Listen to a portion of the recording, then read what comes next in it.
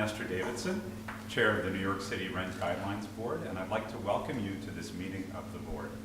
This is the second meeting in a series of public meetings and hearings to determine lease adjustments for rent-stabilized housing units in New York City, with leases commencing on or being renewed on or after October 1st, 2024, and on or before September 30th, 2025.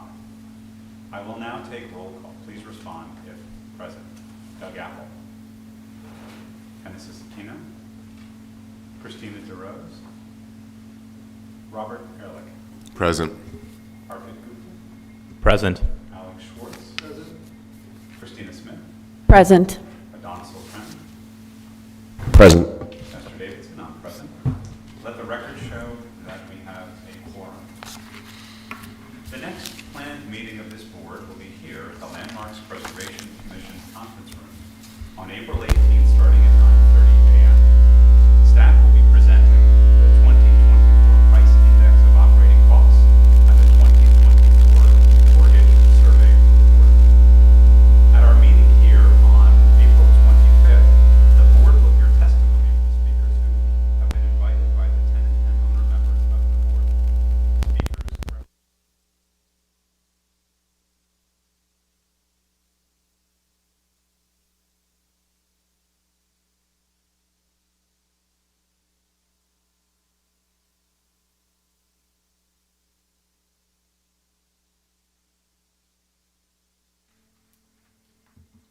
The public can also live stream our meeting via YouTube at youtube.com/Rent Guidelines Board. Information regarding this meeting will be posted on our website, nyc.gov/RGB, in our meeting section, and at the same time will be sent to those who are on our email list. If you are interested in receiving email updates about upcoming RGB meetings and hearings, please go to our homepage and click on RGB email updates under quick links. Today, staff will present the 2024 Income and Affordability Study. A copy of this report is in your meeting folder. There are copies of this report here today and will be made available on our website after the meeting. A copy of the INA presentation will also be posted on our website. Just click Research on our homepage to download these reports. After the staff presentation of the INA report and board discussion, we'll hear from our guest speaker today, Robert Riggs, Senior Vice President and Regional Director of the Community Preservation Corporation, CPC. CEO Rafael Cesteros was scheduled to speak but was unable to make it. And a friendly reminder to our members that the annual filing of the Conflicts of Interest Board Financial Disclosure Report filing period began on April 8th and will end on May 3rd. Please do file before the deadline. I will now introduce Danielle Berger, the RGB Co-Research Director, who will be presenting the 2024 Income and Affordability Study. Danielle, thank you. Yeah, actually, before Danielle starts, so last year's meeting recorded fine if you speak directly into the mic. So I know the tendency, even if the mic on, that you're talking to the person up there, but just try to remember to keep close to the mic, and it should come through. The static and the sound of the audio and the video. Apologies for that. Sorry. Brian, should we wait? I'm not sure with the static, I'm not sure how to rectify it. I'm not sure how to get the audio to work properly and the video. I prioritize the video because I think we can hear each other pretty well in here. Yeah, getting thumbs up from the audience. So I prioritize the video, Brian. Yeah, Thank you. He said, Charmaine said it's better now. Brian. Danielle, please make sure you're right on the mic. Yep.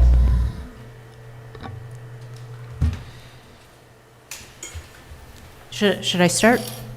Yeah. Okay. Good morning.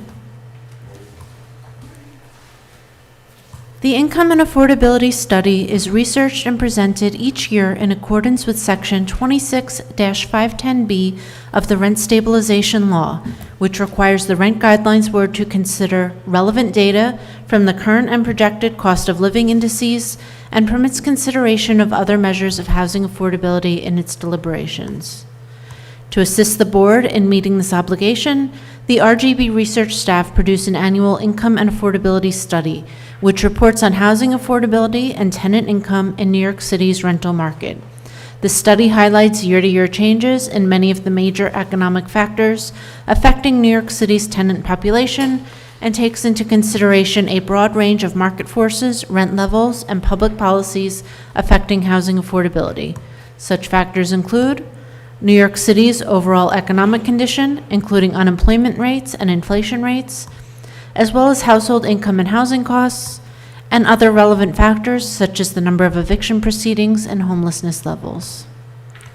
In summary, 2023 saw New York City with growth in gross city product, which in inflation-adjusted or real terms is forecasted to increase 2.6% during calendar year 2023. The unemployment rate fell to 5.2%, down 0.5 percentage points. Businesses in the city also gained an average of 116,870 jobs, a 2.6% increase. Inflation rose at a slower pace than the previous year, with prices rising 3.8% on average during 2023 in the metro area. Average inflation-adjusted wages decreased 6.1% over the prior 12 months, while real total wages decreased by 2.6%. The number of cash assistance recipients increased by 12.7%, and the number of food stamp recipients, now known as SNAP, increased by 1.3%.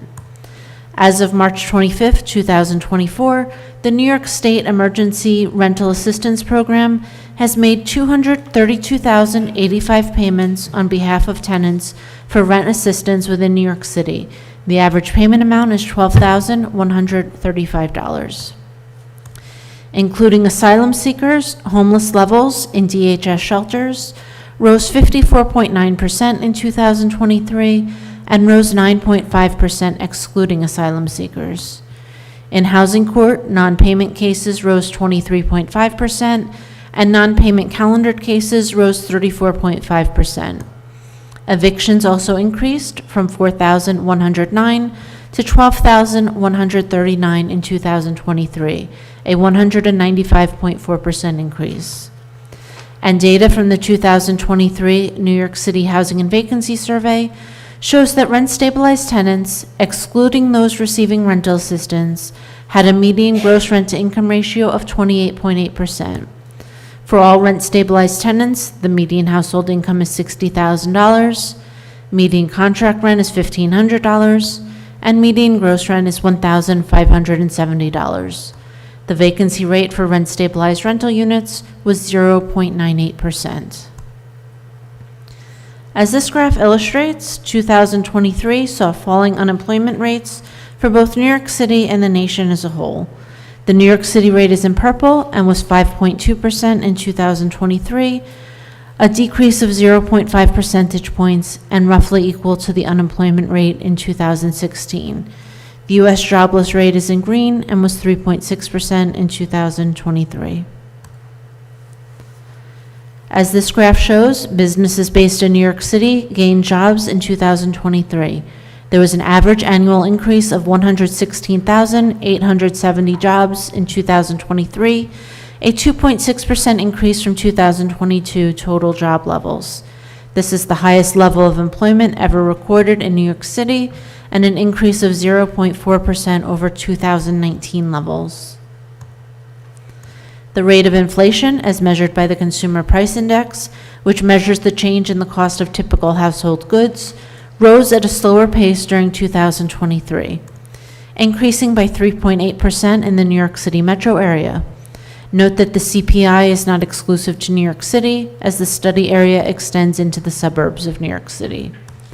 This was the second highest increase since 2008 in the New York City metro area, but a drop of 2.3 percentage points from 2022 when the rate was 6.1%. For comparison, the U.S. CPI for urban consumers increased by 4.1% in 2023, 3.9 percentage points lower than the previous year. The Bureau of Labor Statistics also produces special aggregate indices of CPI, such as indices for all items less shelter, energy, and all items less medical care. We will talk more in depth about the all items less shelter index on the next slide. The CPI for all items less shelter is a special aggregate index published by the BLS that includes all costs except those for shelter. This index rose at a slower rate in 2023 than the previous year. In 2023, prices for all items less shelter in the New York City metro area rose by 2.6%. This was lower than the increase of 8.1% in 2022, a 5.5 percentage point drop. The costs contained in this index account for 60% of all costs in the metro area, and it can also be disaggregated for changes in specific components of this index. The cost of food and beverages rose 5.0% in 2023, down from an 8.6% increase in 2022. Apparel costs rose 3.1%, down from 2.4% in the prior year. Medical costs fell 0.8%, down from a 5.8% increase in 2022. Recreation costs rose 4.5%, down from a 5.3% increase in 2022. The cost of electricity rose 1.2%, down from a 10.9% increase in the prior year, and tuition, school fees, and childcare costs increased by 3.3%, up from a 2.6% increase in 2022. The shelter component consists of two major expense items, including rent of primary residence. Shelter expenses account for 40% of expenses in the New York City metro area, and rent of primary residence in the CPI increased 5.7% in 2023 in the New York City metro area. This was the highest increase since 1990, an increase of 3.2 percentage points over the prior year, but was lower than the US CPI for rent in 2023, which was an increase of 8.0%. Over the 55-year period of rent stabilization, overall prices in the metro area rose more slowly than rent, rising by 792%, while rent rose 965%. In the US, the increases are more proportional, 776 and 823% respectively. Each year, we analyze the same set of 7 metro areas to compare the change in rent costs with those of the New York City metro area. In 2023, rent in the New York City metro area rose more slowly than 4 other metros, including Atlanta, where rents rose by 11.1%, and Boston, where rents rose by 7.9%. Rents in the New York City metro area did rise faster than in San Francisco, Washington, D.C., and Los Angeles, where they rose by 4.9 to 5.5%. Owner's equivalent of rent is the other major expense item in the shelter component. This is defined as the implicit rent that owner occupants would have to pay if they were renting their homes without furnishings or utilities. Owner's equivalent of rent in the CPI increased 5.8% in 2023 in the New York City metro area, and follows an increase of 3.3% in 2022, a 2.5 percentage point rise. The shelter component as a whole increased 5.8% in 2023, and follows an increase of 2.9% in 2022, a 2.9 percentage point rise.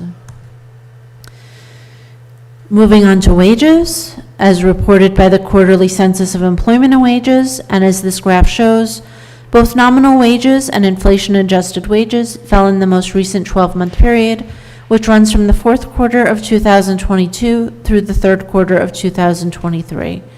Real wages are shown in 2023 dollars and decreased 6.1%, while nominal wages decreased by 1.8%.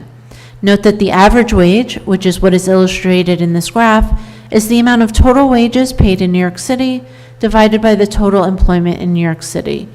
In the most recent time period, total wages increased nominally by 1.9%, a smaller proportional change than the change in employment of 3.8%. When total wages rise slower than employment, average wages fall. We now move on to cash assistance recipients.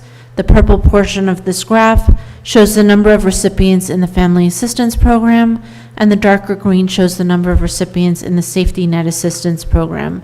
The light green bars represent the number of recipients who have converted from the Family Assistance Program to the Safety Net Assistance Program. In 2023, total cash assistance cases rose by 12.7%. Other indicators of public assistance, not shown here, include SNAP recipients, which increased by 1.3% in 2023, and Medicaid enrollees, which rose 5.1%. The New York State Emergency Rental Assistance Program, authorized in 2021, has allocated $3.44 billion towards helping eligible New Yorkers pay rent and utility arrears. Applications for this program closed in January 2023, but payments are ongoing. For renters who qualified, the program provided for up to 12 months of rent or utility arrears and up to 3 months of prospective rent. Assistance is generally paid directly to the landlord and/or utility, and by accepting payment for rent arrears, the recipient landlord agrees to waive any late fees on rent arrears, keep rent constant for 1 year, and in most circumstances not seek to evict tenants for 1 year after the first payment is received. This program began accepting applications in June of 2021, and of all the applications for rent arrears in New York State, 73.2% of applications, or 297,021, came from residents of New York City.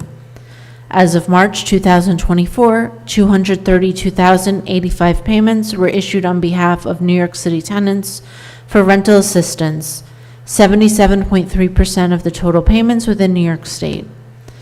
The payments for rent arrears in New York City totaled $2.2 billion, with another $613 million expended for prospective rent payments, for a total of $2.8 billion, or 81.9% of the total value of payments within New York State. This map shows the total number of payments and the average payment amount by borough as of March 25th, 2024.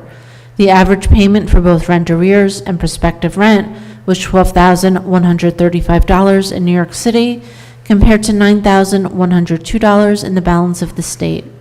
As illustrated in the map on this slide, average payments were lowest in the Bronx, $10,531, and highest in Queens, $14,602. This chart shows sheltered homelessness levels for those in DHS facilities during calendar years 1993 through 2003. As you can see, levels increased in 2023 by 54.9% on average, including asylum seekers newly arrived to New York. Excluding asylum seekers, the average DHS shelter census would have increased by 9.5% in 2023.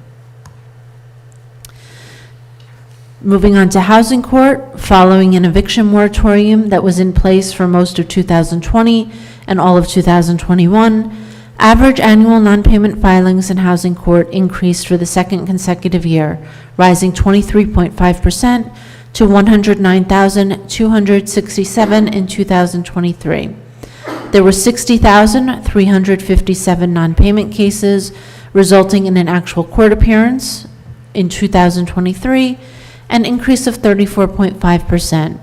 There were 12,139 residential evictions for both non-payment and holdover cases in 2023, a 195.4% increase from the 4,109 in 2022. Preliminary results from the 2023 New York City Housing and Vacancy Survey were released in February. This triennial survey provides data on the housing and demographic characteristics of New York City residents, including affordability of housing, rents, incomes, and vacancy rates for both renter and owner-occupied housing. It is also the only survey that is able to provide data specifically for rent-stabilized units. According to the 2023 HVS, which reflects household income for 2022, the median income for all households stood at $80,000 in 2022. The median income for rental households was $70,000, an inflation-adjusted or real increase of 27.7% from 2020. Owner-occupied households maintained substantially higher incomes, which in 2022 stood at $122,000, a real increase of 13.6% from 2020. By apartment type, rent-stabilized tenants had a median household income of $60,000 in 2022, a real increase of 16.5% from 2020. For tenants living in rent-stabilized buildings built before 1974, the median household income was also $60,000 and was $50,000 in buildings built in 1974 or later. Tenants living in market rentals had higher household incomes than rent-stabilized tenants, a median of $90,800 in 2022, a real increase of 31.6% from 2020. Tenants living in public housing had a median income level of $20,600, and tenants living in rent-controlled or other regulated units had a median of $36,020 in 2022. In explaining the large increases in household income, the New York City Department of Housing Preservation and Development notes, quote, "This upward shift in incomes resulted from a combination of factors, including increases in individual wages, for example, because of a raise or change in jobs, the number of wage earners living together, for example, household members entering the workforce or additional wage earners moving in with others to increase the overall household income, and migration, for example, newer higher income households that moved to New York City, as well as lower income households that left the city." HPD also reports that for renters overall, those residing in the same units in 2021 and 2023 surveys had lower incomes on average than those who newly moved into their unit between 2021 and 2023.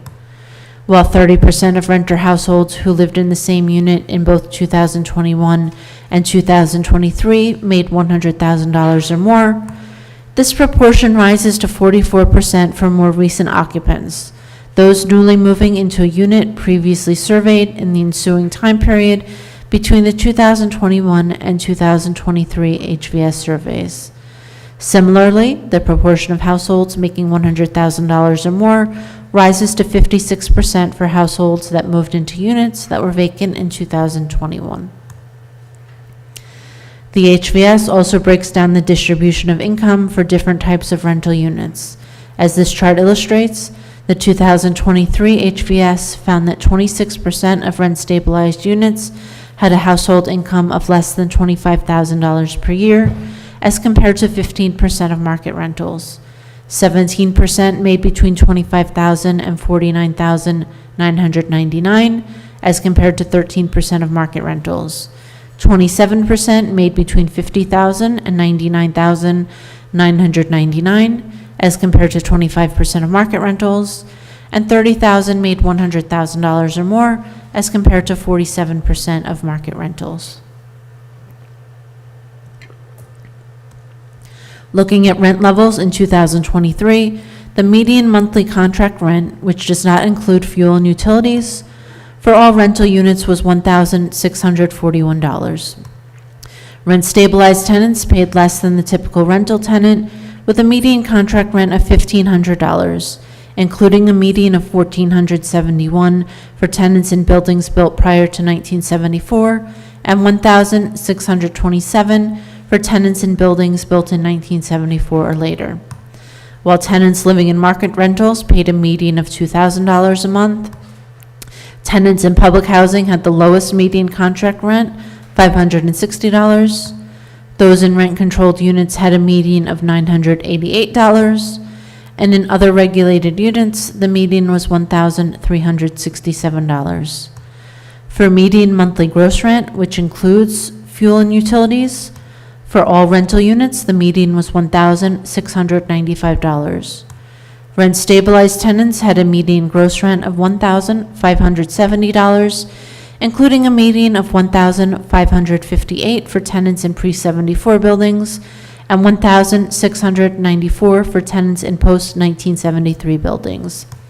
while tenants living in market rentals paid a median of $2,115.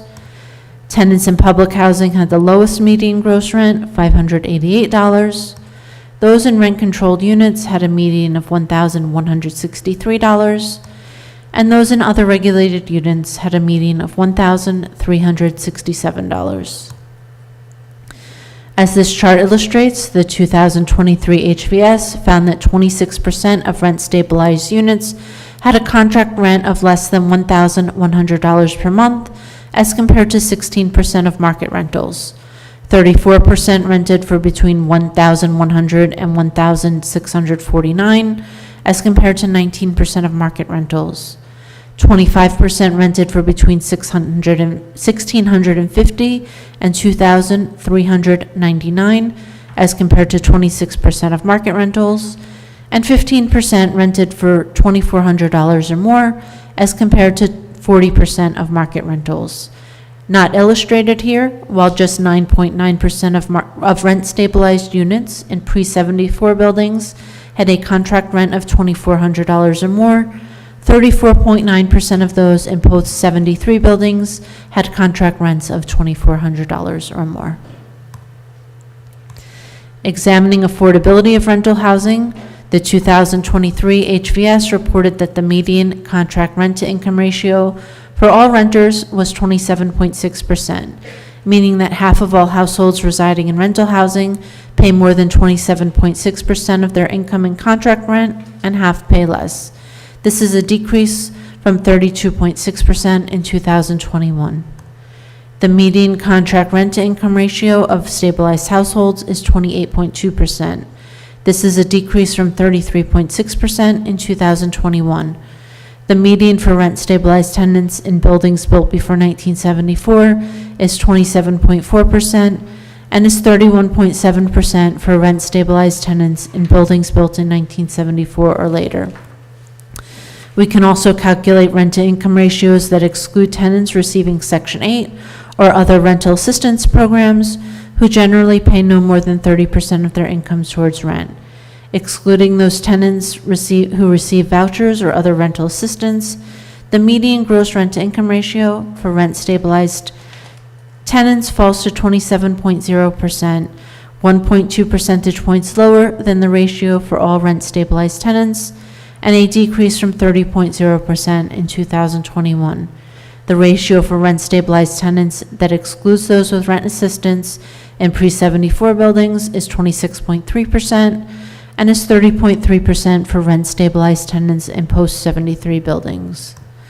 The median contract rent-to-income ratio is 26.3% for those in market rentals, a decline from 31.3% in 2021, 30.3% for tenants in public housing, 28.9% for those in rent-controlled units, and 38.5% for tenants in other regulated units. The HVS also provides data on median gross rent-to-income ratios. The 2023 HVS reported that the median gross rent-to-income ratio for all renters was 29.5%, meaning that half of all households residing in rental housing pay more than 29.5% of their income in gross rent and half pay less.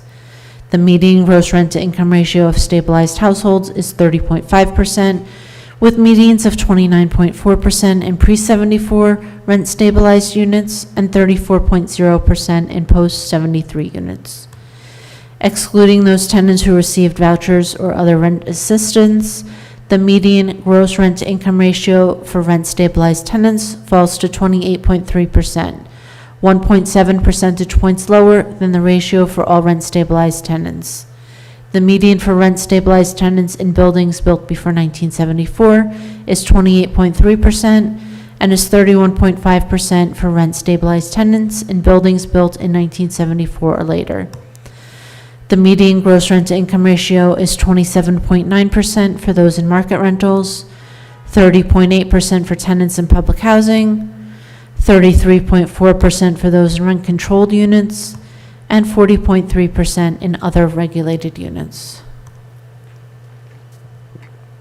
The HVS also calculates the proportion of tenants experiencing rent burden, here based on contract rent, and excluding tenants who receive rental assistance, such as Section 8.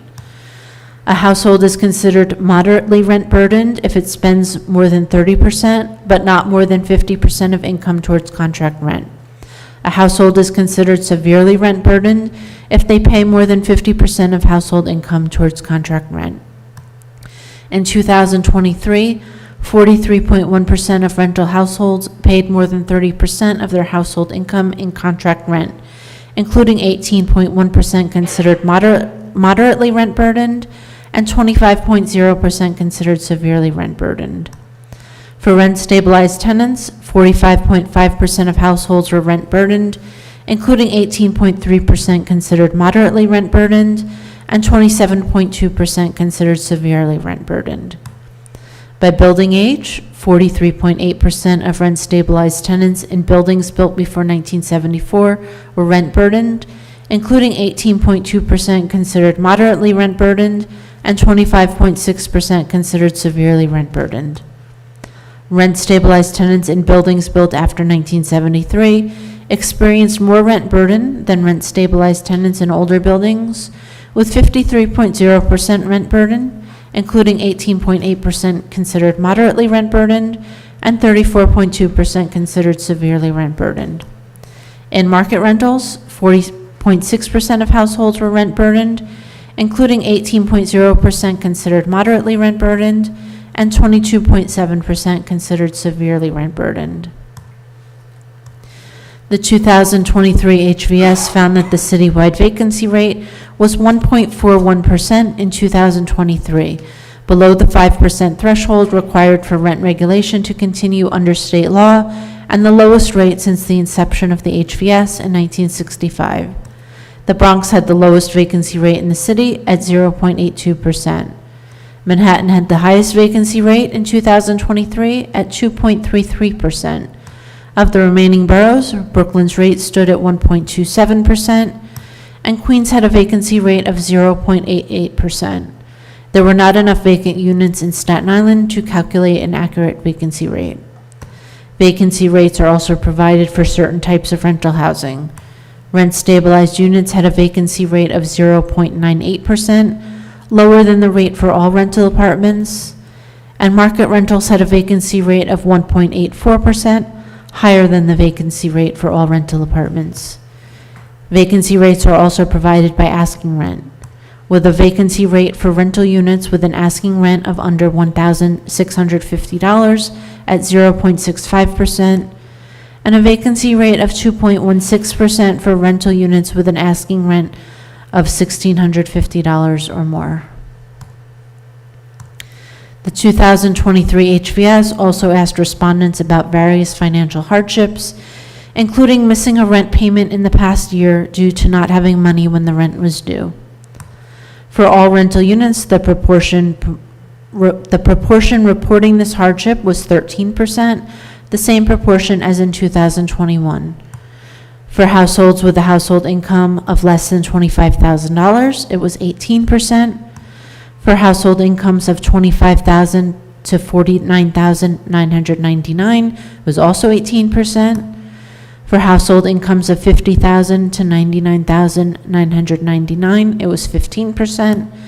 And for households with incomes of $100,000 or more, it was 7%. For those households who reported missing a rent payment in the past year, they were also asked if they were currently in rent arrears.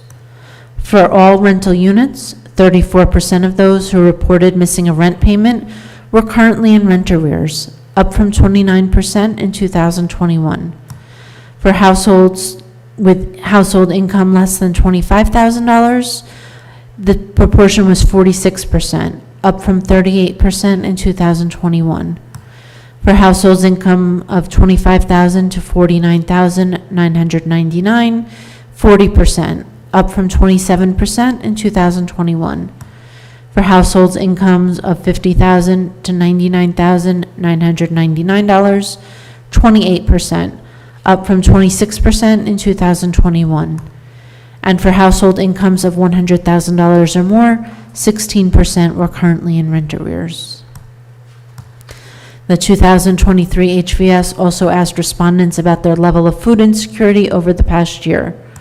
For all households, including owner households, 13% reported food insecurity, up from 10% in 2021.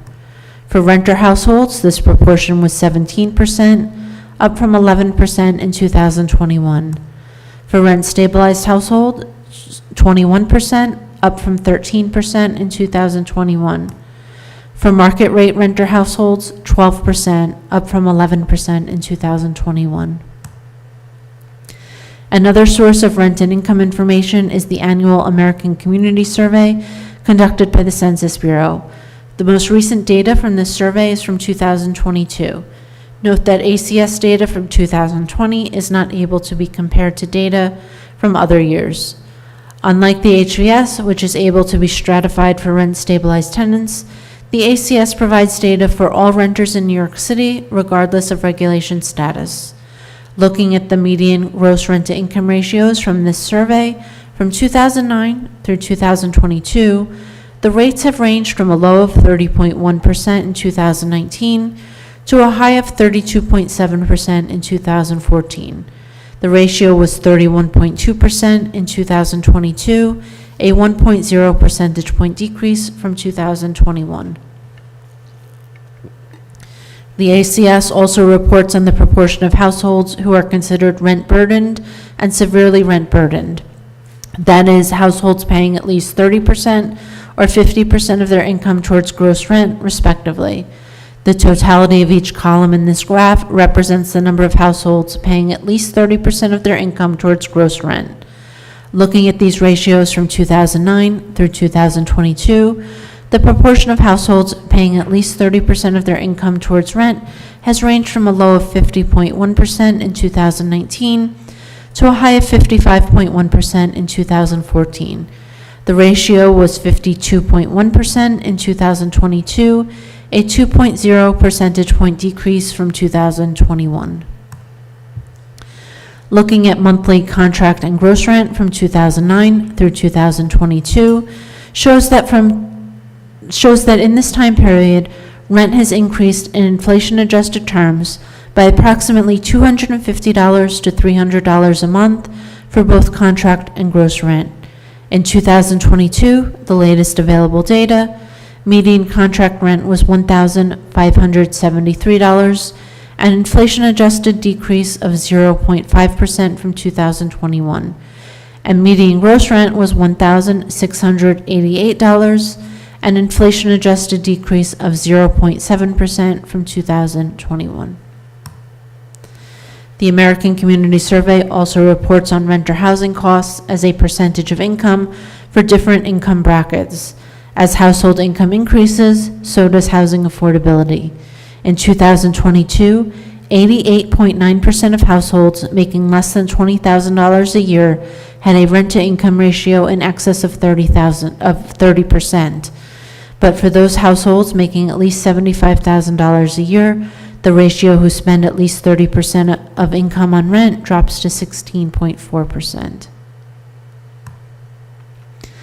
Looking at household income by quintiles can also provide an insight into how quickly or slowly income in each of the categories is growing over time. While not necessarily true in each individual year, over the time period of 2006 to 2022, which are the earliest and latest time periods available for analysis, income in New York City grew at a faster pace for those in the higher quintiles versus those in the lower quintiles. Looking at the change in income on a year-to-year basis between 2006 and 2022, in real terms, household income fell by an average of 0.7% each year for the lowest quintile and rose by an average of 1.5% annually for the highest quintile. Not illustrated here, the most current data from 2022 shows that household income in the lowest quintile fell 2.1% in real terms from 2021, while the second quintile rose 2.5%, the third quintile 4.0%, and the fourth quintile rose 4.4%, and the highest quintile rose 6.3%. This graph illustrates the poverty rate for New York City individuals and New York City renter-occupied family households per the American Community Survey. As the purple bars on this graph show, the poverty rate for individuals in New York City in 2022 rose over 2021 by 0.3 percentage points and was 18.3% compared to 12.6% for the United States as a whole, which is not shown on this graph. This graph also shows the poverty rate for renter-occupied family households, which is shown in green. This rate also rose from 2021 levels by 0.4 percentage points and was 20.4% in 2022 compared to 5.4% for owner-occupied households, which is not shown on this graph. In response to the COVID-19 pandemic, the U.S. Census Bureau launched a new survey initiative, the Household Pulse Survey. The survey was first conducted at the end of April 2020.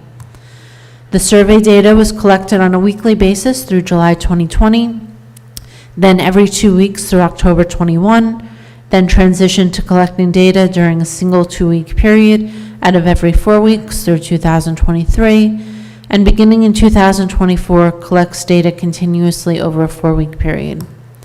A total of 10 surveys have been conducted since the last INA was published, going from April 2023 through March of 2024. In addition to data for the U.S. as a whole, data is also available for 15 metro areas, including the New York City metro area, which extends into the suburbs of New York City, a population of 20 million persons. Among the questions asked of respondents regarding housing is whether they are caught up on rent or mortgage. Over the 10 surveys conducted between April 2023 and March 2024, the average proportion of renter households in the New York City metro area who reported that they were not current on their rent was 18.5%, down from 19.6% in the prior year. This compares to 11.9% of renter households nationwide who reported they were not current on their rent, down from 13.1% in the prior year. Of those in the New York City metro area who reported they were not caught up on rent in the past year, 26.2% reported they were 0 months behind, 18.5% were 1 month behind, and 17.4% were 2 months behind. 25.6% were 3 to 7 months behind, and 12.3% were 8 or more months behind. For those who reported being behind at least 1 month, the average is 3.55 months, virtually unchanged from the 3.53 months in the prior year. The survey also asked respondents for their household income. The proportion of those who were not caught up in rent in the previous month is consistently higher for those with lower incomes, less than $35,000 a year, than for those with higher incomes, $100,000 a year or more. Over the 22 surveys conducted in the past 2 years, an average of 27.1% of lower income renter households in the New York City metro area reported not being caught up on rent, versus an average of 5.1% of the higher income households. As this graph illustrates, of the 15 metro areas delineated in the Household Pulse Survey, the New York City metro area had the highest average proportion of households that report being behind on rent between April of 2023 and March of 2024. The smallest ratio was Phoenix, with 8.0% of households reporting being behind on rent.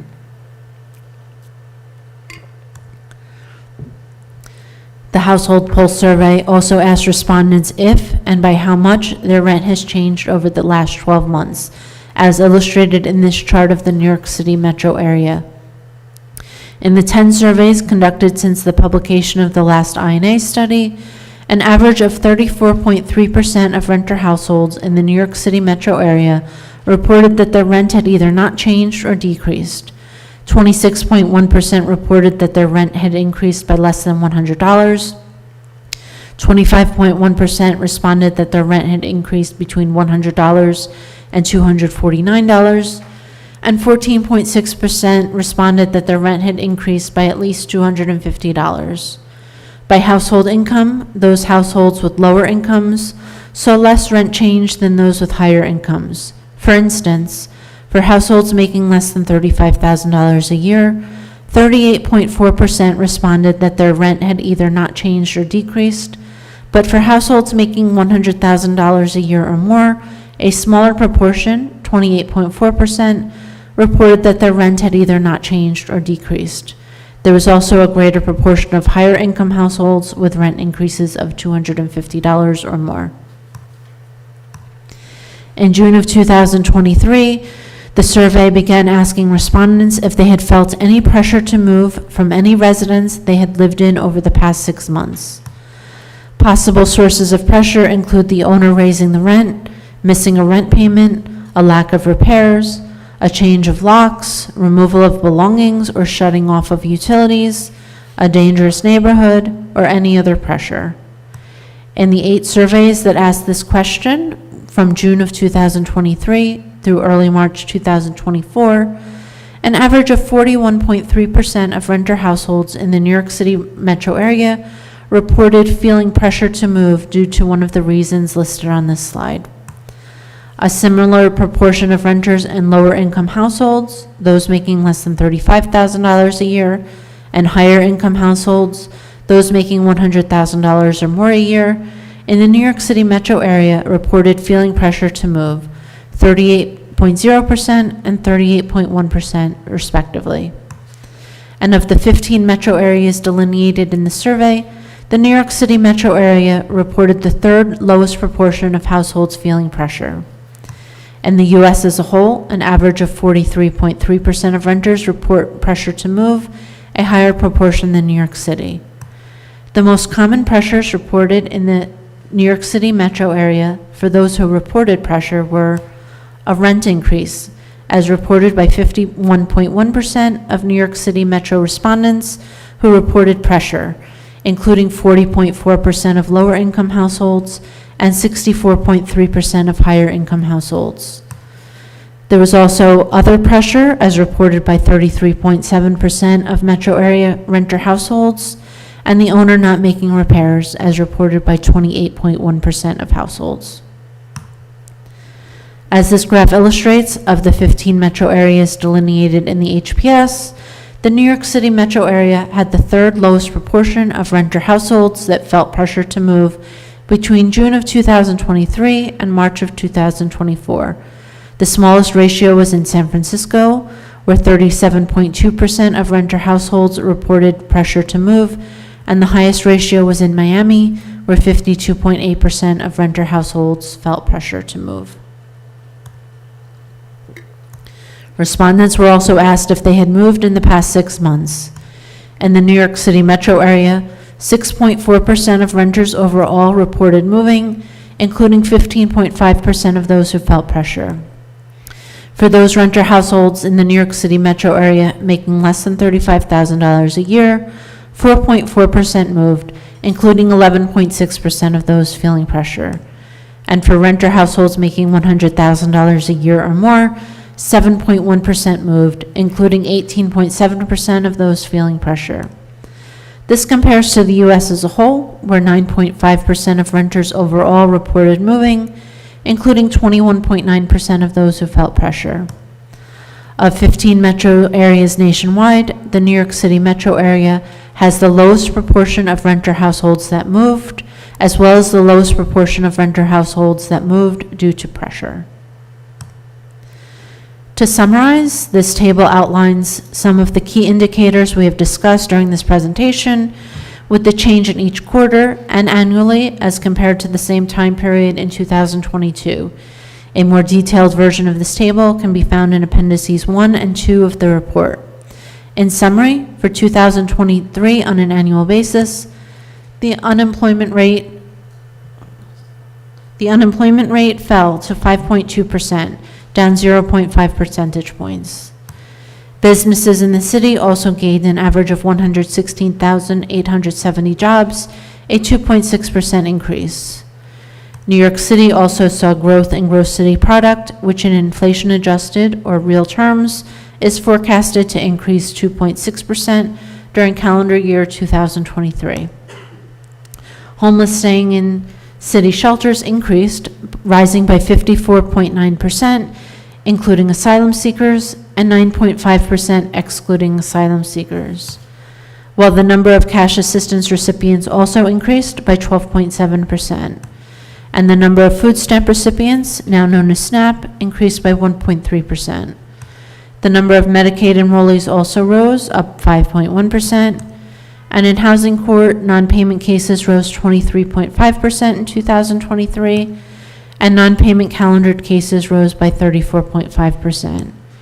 And with high inflation in place, average inflation-adjusted wages decreased by 6.1% over the prior 12 months.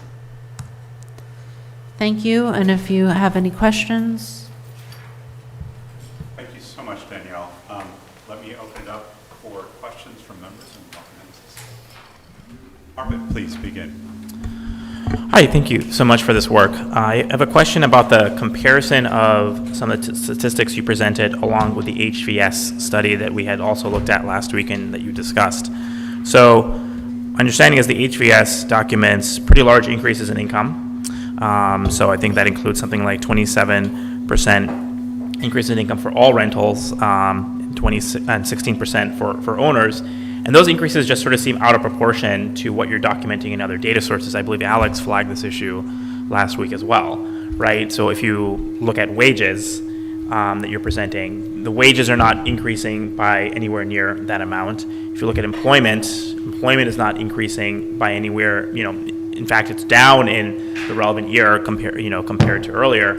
So I'm just kind of confused how the HVS is finding such large increases in income that don't seem to be documented in other sources that you have here.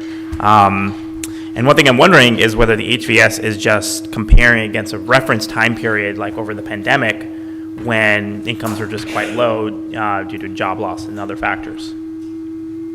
Right, so this was gone over somewhat in the presentation by HPD when they presented the HVS data.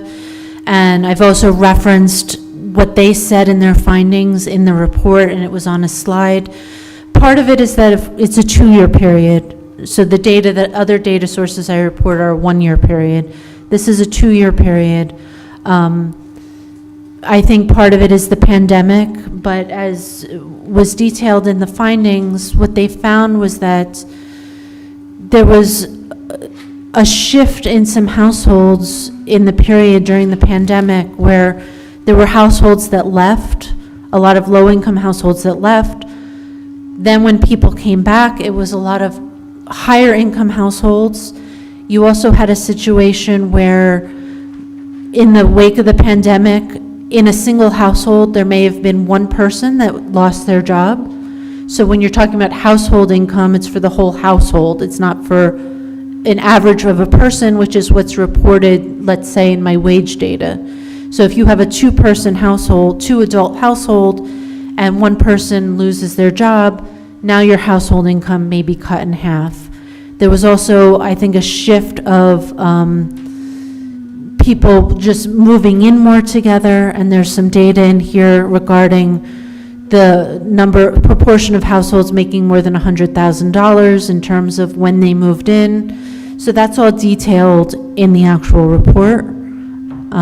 But that was their explanation. I can't comment personally on what's going on. Just to add to that, the wage data is not just for renters, right? And it's not just for people, it's people who work in New York City, right? It's not Yes. people that necessarily live in New York City. So the HVS is counting the wages of people that are actually living in the city. So there is some distinction there as well. Just to follow up on this, I'm still not understanding these explanations because the HVS is also finding very large increases in income, even among owners. So it's not a renter-owner distinction. They're just finding these very large increases in income. Further, you kind of break out some of these statistics by industry. So you kind of find that in the finance industry and in the tech industry, these high-income professions, these are actually professions seeing, large income losses. So it's just not kind of scoring up to me. And further, if there was this sort of influx of high-income residents, you would expect to see that in the wage data, right? As these people are earning income, you would expect to see wages would be kind of high, and what you're documenting is the wages, especially within the highest earning sectors, are actually quite low. So I'm just not sure what to make of this HVS data, because it seems like these large income gains, especially large income gains among, some sets of tenants, just that seems to be at odds on some level with what you're documenting from other administrative data sources. Is there a way to get the percentage, the actual number of people in this calculation that are people who are actually just living together? Based on what HPD said last time we met, there are more people group, and I lost my train of thought, but I wonder. Yeah, no, what I would say is, for questions regarding the HVS, we don't have the micro data. So any questions that you have regarding the HVS, as early as humanly possible, get them to Andrew so he could pass them on to HPD, because it does take time to get them cleared through the Census Bureau. So if we want to have additional data before the vote, the final vote, it would have to be done as soon as possible. So just get those to Andrew. I can't provide any more data than what's in this report. That's literally, I gave you like everything I have. Thank you. Christina? And then- Danielle, thank you. Your slides contained a snapshot of the periods in time in which this data was collected. Is that also in this package somewhere? Like For the HVS? HVS, when they actually conducted the survey. One said during the month of October 2021, we collected data, but it was. No, that was a different. Oh, that was different. For the HVS, they asked for income from calendar year 2022. They conducted the survey the first half of 2023. So when they went to the people, they asked for their calendar year income in 2022. This includes all types of income: Social Security income, income from jobs, income from, public assistance. It's like 27 different types of possible income. And then the rents would be whatever the person reported as their rent during the first half of 2023. What was the slide that I was after? There was, for the household pulse survey, they changed the way that they collected the data. They collect that data once a month, and they've been collecting it once a month since April of 2020. But over time, they have changed the way that they collect it, where they started once a week, every single week. Then it was, once every 2 weeks, and then so it was just the time periods that they collected it that are different. So, like in the last year, there was only 10 surveys, whereas in 2020, there was a survey every week. Understood. Okay. And also to that, and more answer your question, Arpit. So when we make the comparison from the growth from the HVSs, it's actually wage data from 2020 to wage data 2022, which may make a difference too, considering the year 2020 was the pandemic. So yeah, not a baseline, it's just that's the comparison.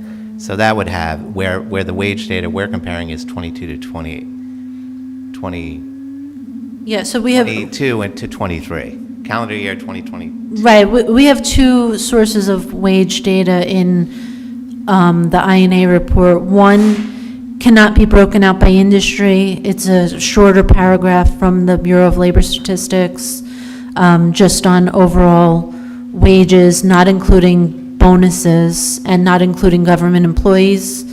And then the more detailed portion is from the quarterly census of employment and wages, which is the most current year is the fourth quarter of 2022 through the third quarter of 2023.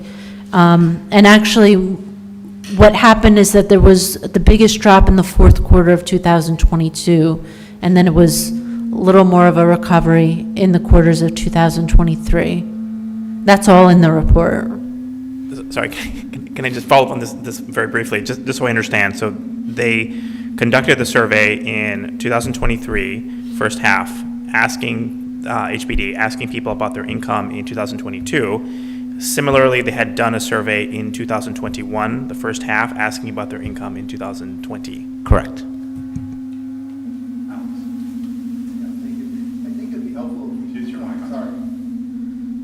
Is it possible to disaggregate the different possible explanations that HPD provided for the increase in income using the microdata? So is it about, people moving into the city, increases in income, changes in household composition? I think if you could get that data, I think that might be helpful. Well, there is some of that on page,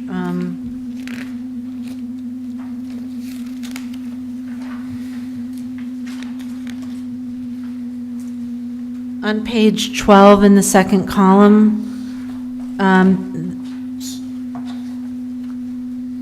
going into page 13, that was data that they had run regarding people who, they went to the same units in 2021 and 2023 to conduct the survey.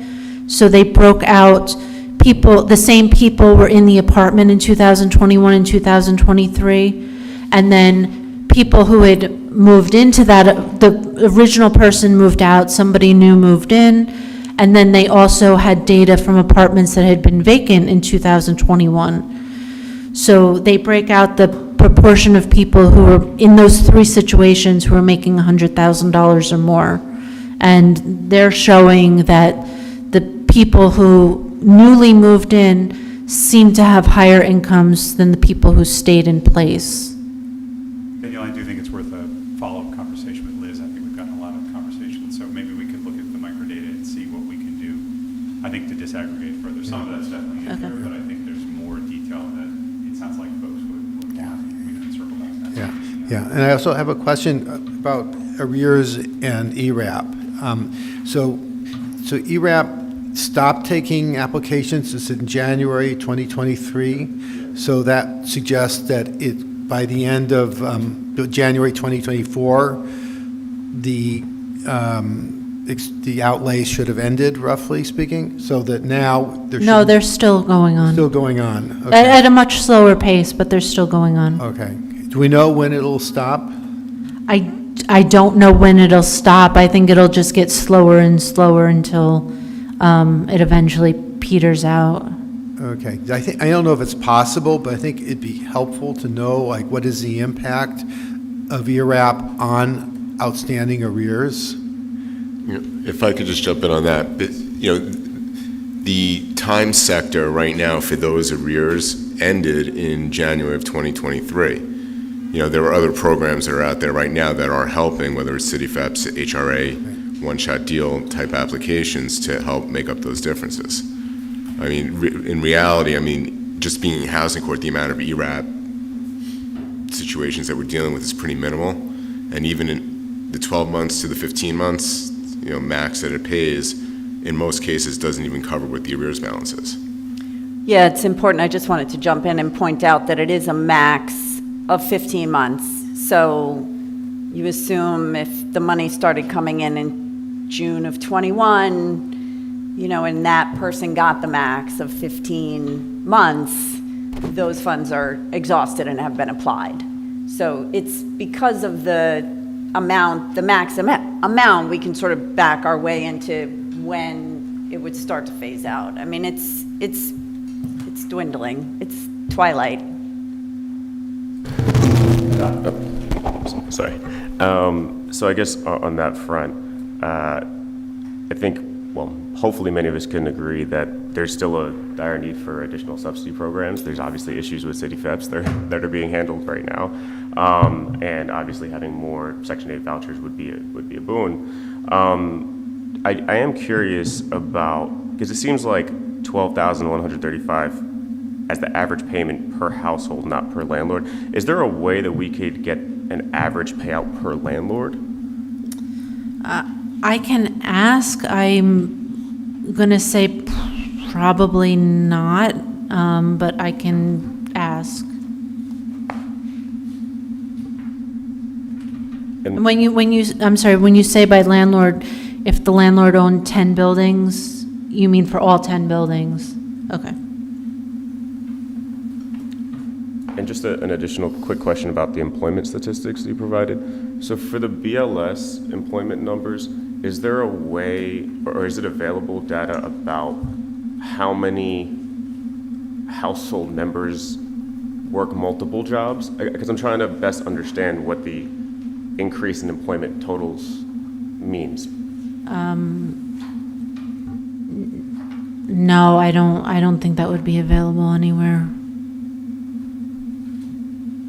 Let me ask one question myself. I just want to come back to a variation on the income question. So the HVS breaks it out by quintile, and obviously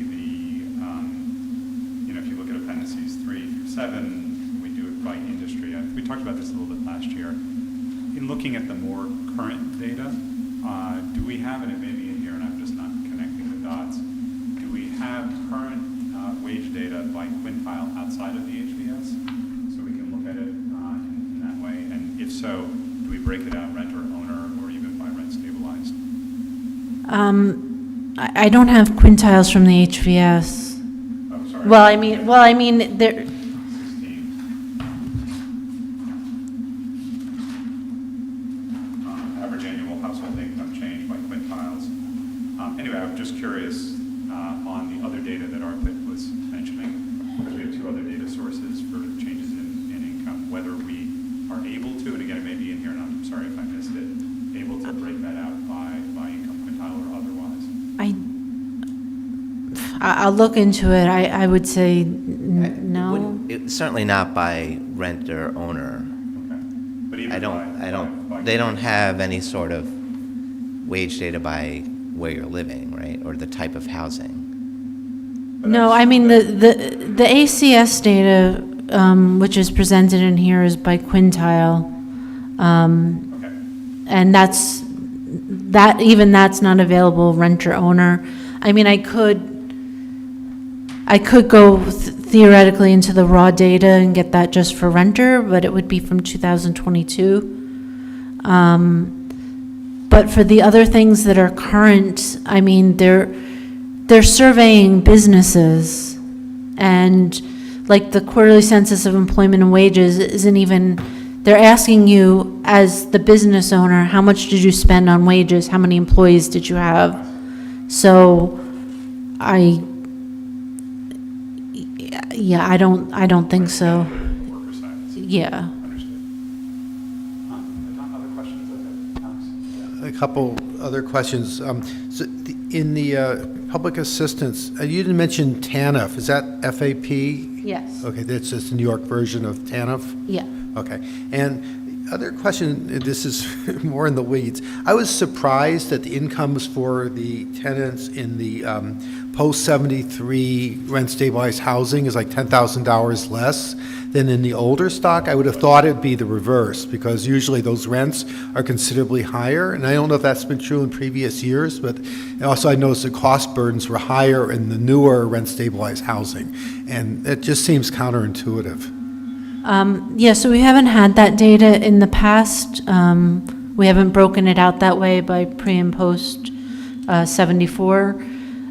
My theory would be that because a lot of those buildings that are rent stabilized, so that those numbers are just for rent stabilized post 73, that a lot of it is affordable housing. Wait, can you sort of say a little bit more about that? You mean city subsidized? Yeah, like a 421A building has a lot of affordable housing built into it. It's not just for higher, like a normal maybe non-rent stabilized rent post 73 building may have higher income people in it than a rent stabilized one. I guess what I'm confused by is a lot of the, at least in my understanding, a lot of the post-73 rent-stabilized buildings, the rents were much higher than others, and they were, because the landlords got a tax break, but so the rents were set at a higher level, and presumably the tenants would be higher, but I guess also you have newer, HBD-funded housing, which would also be rent-stabilized, and maybe that's why it's lower, but it is counterintuitive. Sorry, but even so, with that, and a lot of the HPD projects, they wind up offering Section 8 vouchers to cover the difference. So it winds up, like, that number was surprising. That was actually the question I was going to ask, too. I don't know what can be done to try and parse that out further. We do disaggregate some of our data by folks getting subsidies and folks not. Do we have that data just distilling the non-subsidized? Not on income, no. Yeah, finally, this is also important because if you're going to, previously, the focus has been on the older stock in terms of these issues, and this is suggesting the problem of affordability is also in the newer rent-stabilized housing. So I think it's an important thing to look at. Well, I think by way of, and this is going to be a series of comments, I suppose, but along that sort of train of thinking, I think what we can see from this report, and thank you again, because this report this year was very robust. I know there was a lot of debate last year about different sources of information, so I want to thank you personally for that. But we're seeing real wages down. We're seeing the cost of tenants. I thought some of the statistics that stuck out to me, even though there were the CPI numbers, which might have been slightly down from last year, you're seeing costs like food and beverage and being able to maintain your actually cost of living in New York rise cumulatively, right? It might be down from the 8% it was last year to 5% an increase. But again, over 2 years, that's still forcing people to expend more out of their checks when they're actually not earning as much as a whole. I thought what was interesting also is that when you look at the sort of disparities, right? You have I think it was the ACS report, which showed that New York being the third highest ranked in terms of income inequality in the country. Was that the right report? For the income inequality, yeah, I think it's second or third. I believe it was. Yes. And so what we're seeing here in this report is precisely what HPD presented to us last week. We're seeing, rent-stabilized renters particularly being in the lowest income brackets that have the higher rent burden. We're seeing a replacement of long-term folks who are earning significantly less, now being replaced by high-income earners. And we're seeing that as it came with evictions, like 56% of the evictions that were, as part of the previous survey, were in rent-stabilized households. All in all, we're seeing that cash assistance is up, right? 43% compared to 2019. And you're seeing the need for additional SNAP benefits and things like that increase as well. So I think the picture this year that we need to be focusing on is with an NOI that's increased drastically, and granted there is the discussion obviously about outer borough and then core Manhattan, right? But you're seeing all of these other indicators on the tenant side and on an individual community level, making it more difficult for folks to maintain housing and maintain their livelihoods to allow them to continue to stay. And so I think we're going to continue seeing this trend of the unlivableness of the city, and you're going to see a lot of these numbers, I think, change, circling back to that income statistic we were talking about as part of the HVS about median incomes, and what about the people that aren't captured by the HVS because they're low-income folks that have had to depart from the city, you know what I mean? I think we're gonna see that trend expand, and so I think what we're seeing again is just the need to make sure that the rental adjustment this year, if there is a rental adjustment, stays low. Rob? If I may, just on that front, I think that the report does show that the economy is improving. Jobs are back, highest employment levels ever in New York City. Wages are higher. The real wages are higher than pre-pandemic. And in fact, evictions are in fact down to pre-pandemic levels, which even at that point were the lowest in the last 20 years in 2019. With evictions down, wages up, voucher access being expanded, we should be focusing the rent adjustments on making sure the buildings are properly maintained. I think that's something that's really what we need to be focusing on at this point. I guess my takeaway from this is it just shows really acute polarization that we're seeing. On the one hand, really dramatic increases in higher income households, yet at the other end of the spectrum, higher levels of, public assistance and issues of eviction and so on. So there seems to be more polarization perhaps than before, which raises another question I have. Is it possible to use the microdata to see to what extent the rent-stabilized households with the severe rent burdens or facing acute hardship are elderly and/or disabled who potentially are eligible for SCREE and DREE, just to get a sense of that, to what extent that covers the population or not?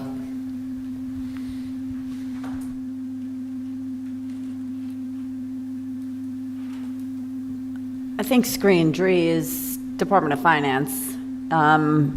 Shouldn't be too difficult to.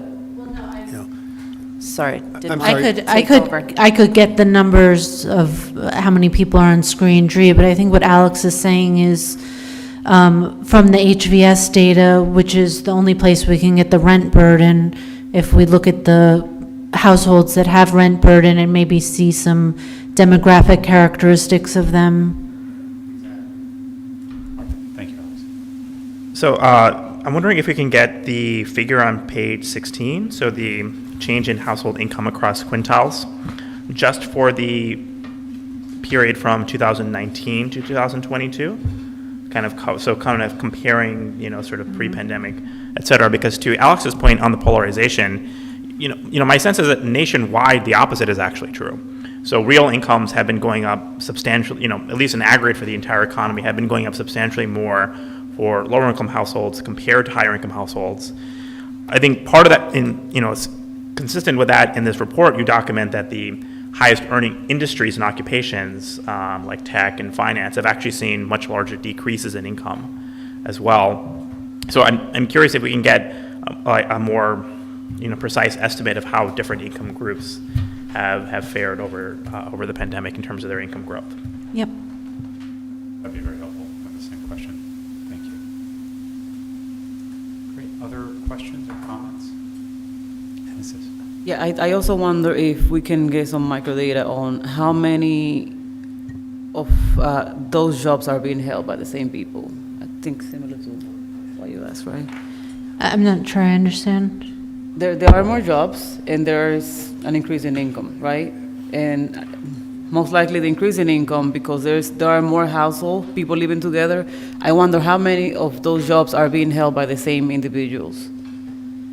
You mean you want to know how many people kept their jobs between 2021 and 2023? That, and maybe they acquire a second job or a third job. So Yeah, I don't think they asked that in the HVS. They ask you about your income, but I don't think they get specific about, what type of job you have or how long you've been working there. I can find out, but I don't think they asked Could ask. that. Yeah, or look at the questionnaire, maybe. Yeah, by just I looking can look at the questionnaire. Yeah, because there's a decrease in income from the big jobs, but I'm assuming there has been an increase in the gig economic jobs and service sectors, which are lower paying, and because the households are living together, it's very likely that people are just having 2 to 3 jobs in order to afford their rent. I just wonder if we can get more specific on those numbers. I'm wondering if you can look at the BLS, I know, collect the statistics for the whole nation. And at least for the whole nation, the number of individuals holding 2 or more jobs has gone down dramatically over the last several decades. But maybe they have this data broken out in New York City. I can look. I've never seen that data before. I'm not sure where that gets reported. Be good. I'd be curious as well. Thank you. Great. Danielle, thank you again. And we're going to take about a 5-minute break just because we've been at this for a while. Wait, there's part 2 of the presentation. What are you talking about? Just kidding. I'm just kidding. Thank you. So why don't we come back in about 5 minutes, and then we'll have our esteemed guest from CPC and continue. Again, thank you.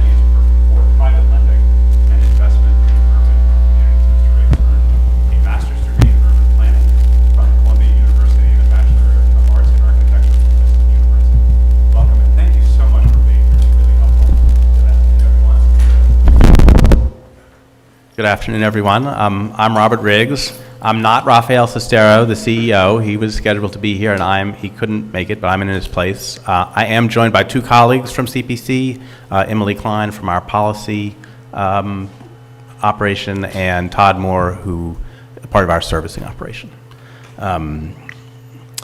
CPC is the largest community development finance institution in the country that's dedicated exclusively to multifamily housing. We were formed in 1974, so this is our 50-year anniversary. During that 50 years, we've invested $14.4 billion in financing the creation or preservation of 225,000 units of housing. About half of that capital and more than half of those units are in the 5 boroughs of New York City.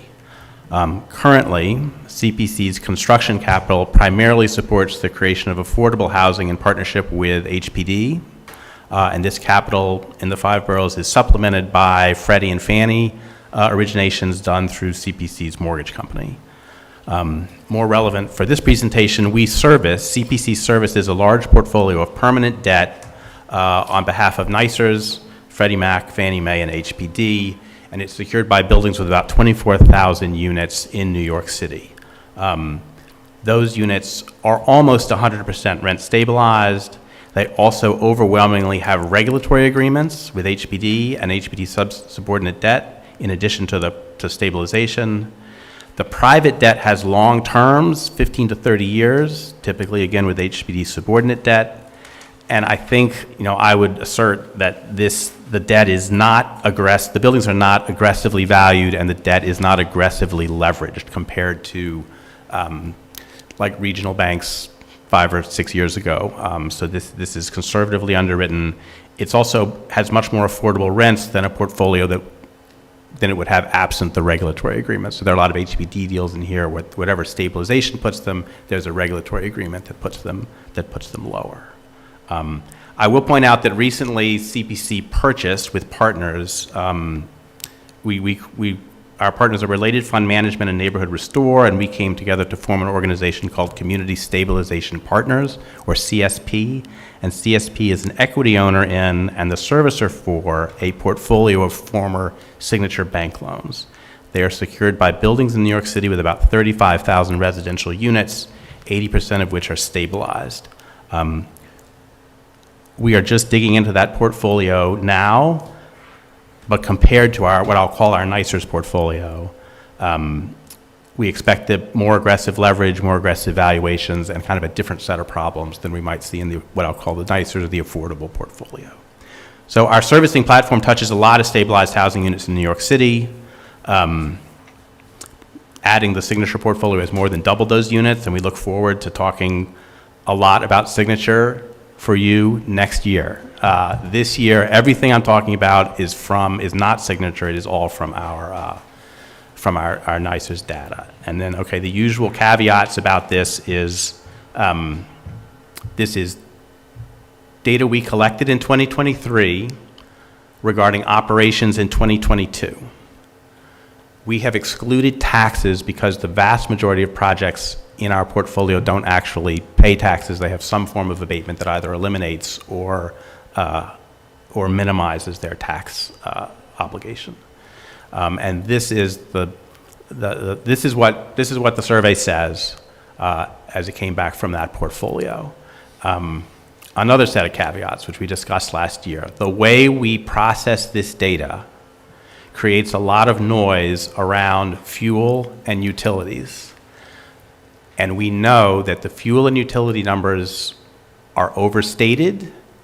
And it's, as we look at it's particularly that fuel jumped 85%, I don't think that's reflective of what's happening in the world, and it's attributable to the way it's really attributable to the way people report utilities. Some people report it in a fuel line, some people break out the utilities, and when you have those irregularities, it creates real problems when you aggregate the data. If you want to call and have a long conversation with an individual owner, you can get to the bottom of it, but it doesn't lend itself to this kind of forum. But we are seeing, our survey says total operating costs excluding taxes is a little over $13,000 per unit. That's a 10% change since 2021. So these are our numbers stacked 2020 to 2021, 2021 to 2022, so 21% increase, combined over the 2 years. Look, you've heard this from others, but the big number that we're seeing on the ground is insurance, and lesser increases in everything else. Okay, on the left, those are our numbers over the 3 years with the 21% increase. On the right, we've taken the RGB numbers and we've done two things. We've excluded taxes, right, so we can compare apples to apples, and we've averaged the pre-74, post-73 operating numbers. And so the things we see in common are approximately the same increase. So our data supports your data in terms of the scale of the increase over the last 2 years. And if this is my opinion, but if I make appropriate adjustments to our utility numbers, our actual numbers are quite track with the RGB numbers.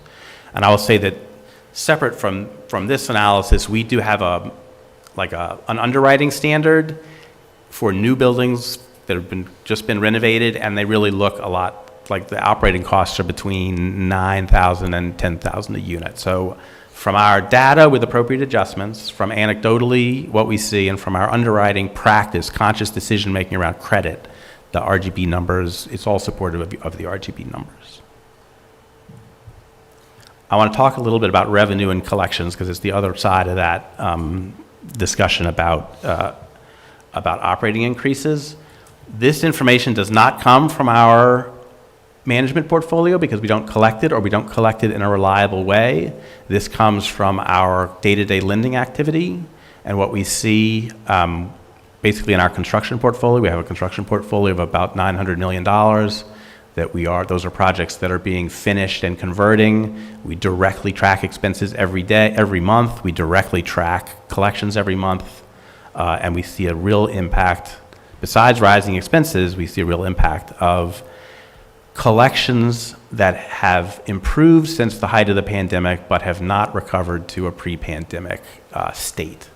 So, and I want to also make a distinction between collections and arrears. Arrears is a backward-looking measure. It accumulates and then it gets paid down. Collections is the percentage of the rent roll that's coming in every month. And we actually back out, if we get a big payment from one of the programs that support, we back that out of our collections number because that's a one-time thing. And so the sustainable, what owners can expect to collect of their rent roll is, I'm going to say it's approaching 90%, but it had dropped almost to 70%. And pre-pandemic, we underwrote everything at 95%. Everything lived out in the world at 97%. A below-market apartment in New York City was a precious resource to the resident, and what we saw is those tenants doing everything possible to preserve their right to stay in that unit by paying the rent.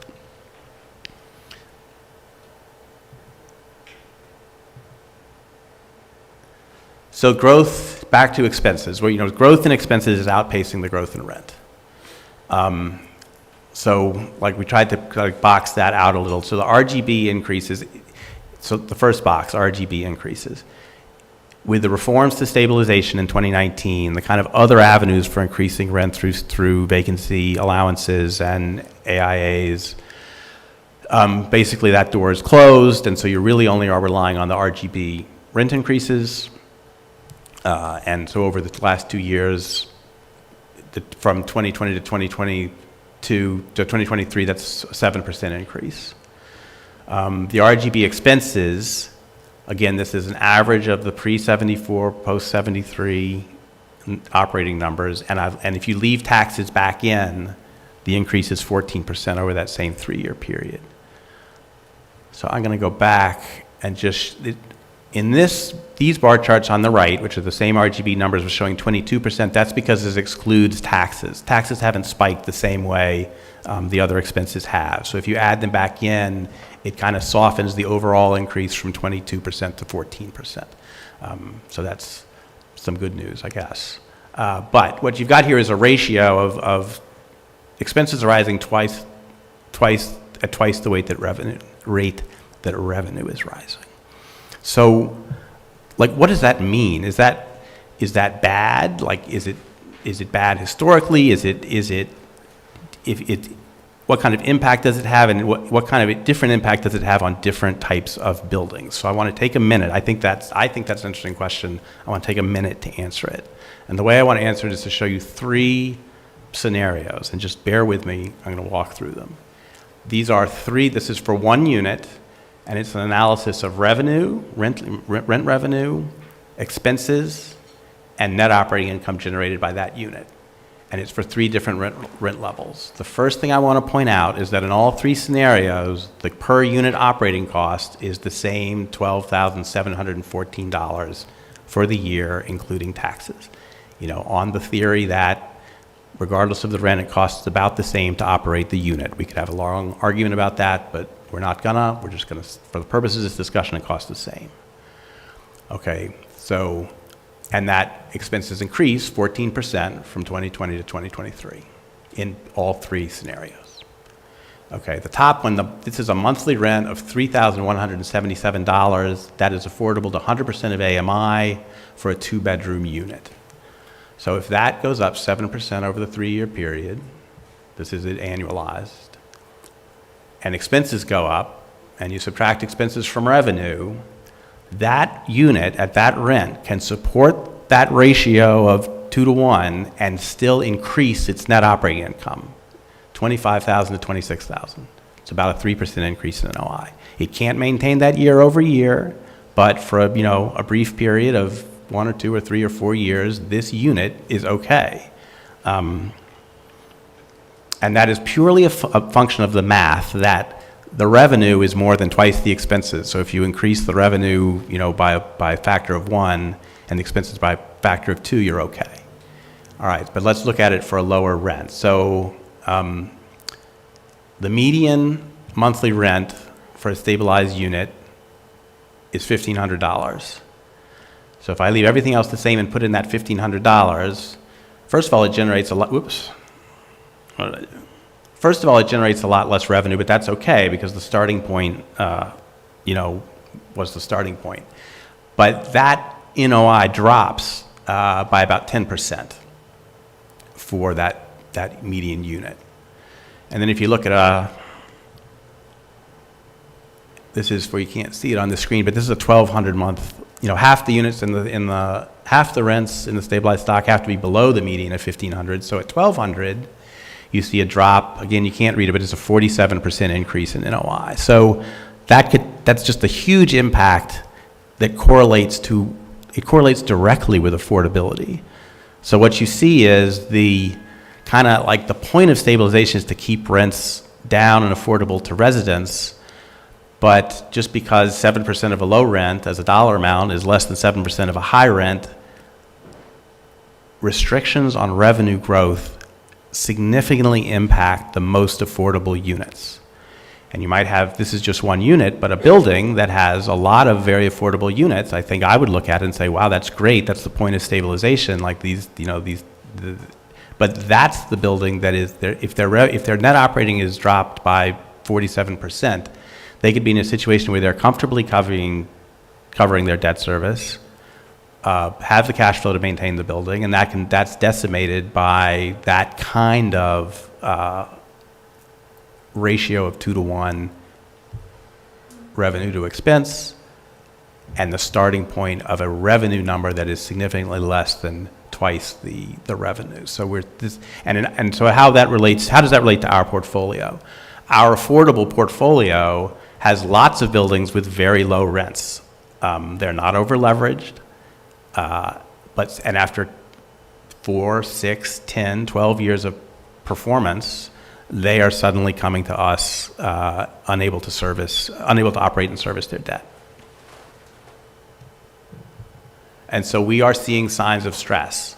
And I'll just jump to the last bullet point and say that in previous years, I was here last year, I was here with Raphael in previous years, and what we've said is we're seeing a tightening and we're afraid that in the future we're going to start to see distress. And what we're saying this year is we are seeing distress. Our message has changed. We are starting to see a lack of performance in the buildings and a deterioration of building conditions and changes in how the loans are performing.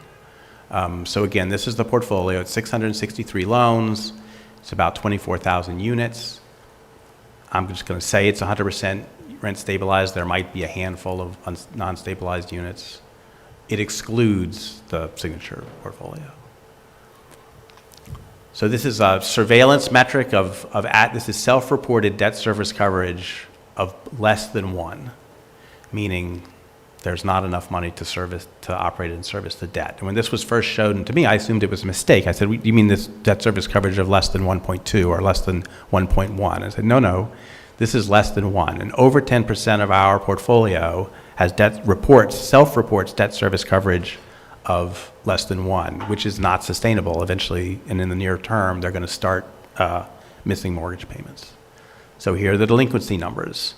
And from 11 to 17 in the 30 days, the more significant is 22 to 37 in the 120 days, and the total from 42 to 61. That's not actually, it's 3% of the portfolio that are demonstrating that. It doesn't seem like a lot, but pre-pandemic, we just didn't see payment delinquencies, payment defaults.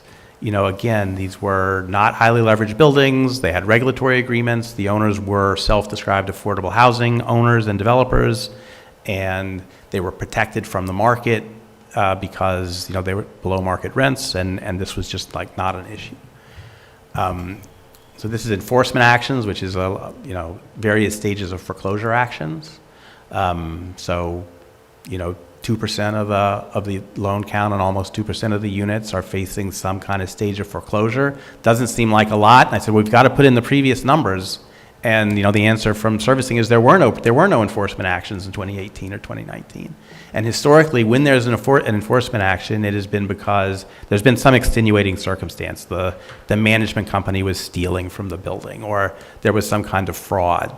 That default and subsequent enforcement actions resulting from just the inability to collect enough revenue to cover operating expenses and service debt was not something that we experienced, and we are starting to see it. And that's a fact. And my opinion is this is, the camel's nose under the tent, that we are going to see more of this. And anecdotally, we're getting calls from owners, not the owners we would expect to hear this from, saying I can't continue to service the debt on these buildings. We are changing our staffing because we're not really staffed to do this, and we're shifting staff from new originations to deal with, we service these for NYCers. We have a fiduciary response. We have an obligation, a servicing standard we have to meet, and also we originated a lot of these loans, and we know a lot of these borrowers. They're our customers, and we want to work with them to come to some kind of resolution, positive resolution, but that this kind of economic pressure manifesting this way is new to us. Certainly we haven't seen it in a couple of decades. All right, so I do want to say something about this. I'm trying to train myself not to call it the Signature portfolio, but to call it the CSP portfolio, because that's what it is now. Just a little information on that. So CSP is the managing member of a joint venture with the FDIC. In December, CSP closed on a 5% equity stake in that entity, and the FDIC retains 95% ownership.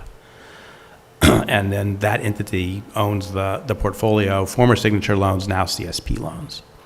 CPC is the managing member of and an equity investor in CSP, so we run it day to day. We also service the portfolio. We took over servicing officially in February.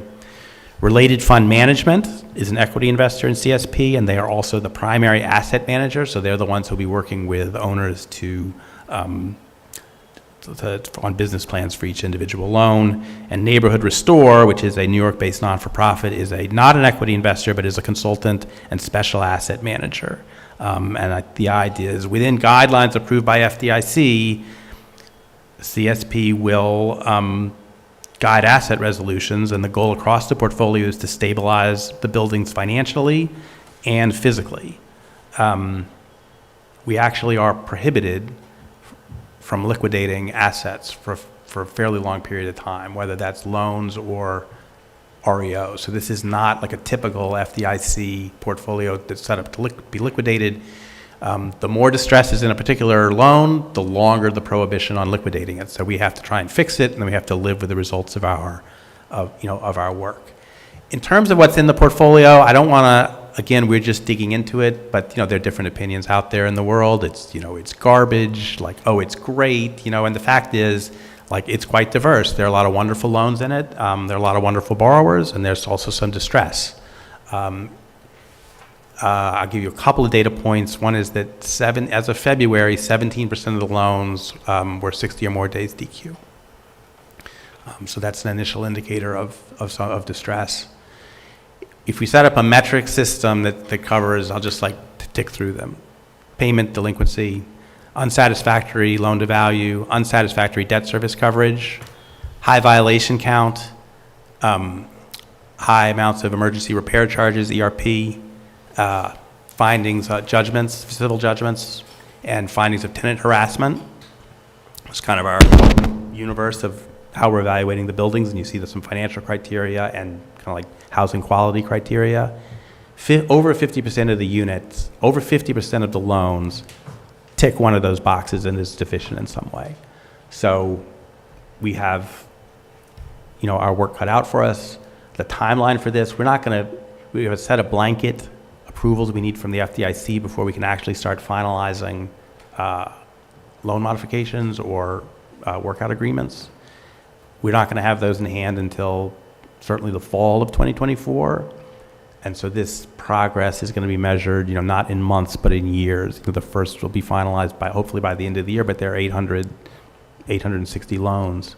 And we can't liquidate. So we're looking at, this is a 10-year long effort to, in partnership with the FDIC, to right-size the portfolio. Oh, and this is the spread of the CSP portfolio, like a heat map, and you see the concentrations where you would expect in the Bronx, Upper Manhattan, and a little bit in Central Brooklyn. But to my eye, as an affordable housing lender, I also see a lot of loans in neighborhoods where I don't actually do a lot of business, a lot of higher income neighborhoods.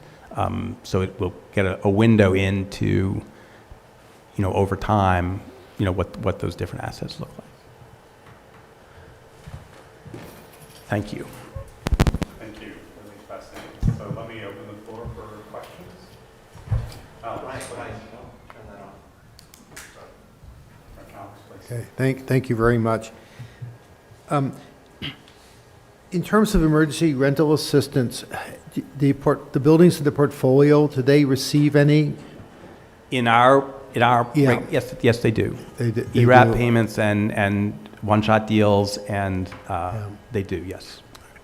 Okay, because I was under the impression that affordable housing buildings, I'm not sure if it's just those with nonprofit sponsors versus for-profit, were sort of last in the queue along with NYCHA in terms of getting the rental assistance. I don't think they had priority, but they they were in the queue. And I will say the other thing available to that regulated housing stock is Section 610, the Section 610 regulatory agreement, which would allow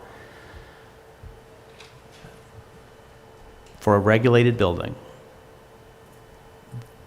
landlords can collect from voucher holders the voucher standard payment, even if it exceeds the legal rent. And that has been something of a safety valve for some buildings. It's a blunt instrument. You can have a building that has a lot of vouchers for one reason or the other, and it just kind of solves all their problems and protects them from the kind of pressure that I was describing. Or you could have like a great affordable building that just only has a handful of vouchers or no vouchers, and then it doesn't help them at all. I wish I could fine-tune it and put the resources where they need, but that's not the way the program works. And I guess a related question is for those buildings that are in distress, that are facing action, to what extent do they also have high levels of arrears as opposed to just mismatches between revenue and expenditures? Generally speaking, they do have arrears, and the mismatch leads to, if you can't solve it with Section 610 or you can't solve it with ERAP payments or something else, one leads to the other. Yeah. And finally, what does accelerated mean? Wasn't sure. Oh, it's like basically a demand letter that you accelerate the loan. You send them a Okay. letter to say you owe me, you have to repay the loan because you've hit the 90-day DQ letter. Okay, thanks. Thanks so much for your testimony. I have a bunch of questions, that's okay. So first of all, on the insurance point, so I believe you were documenting $1,254 of insurance payments a year.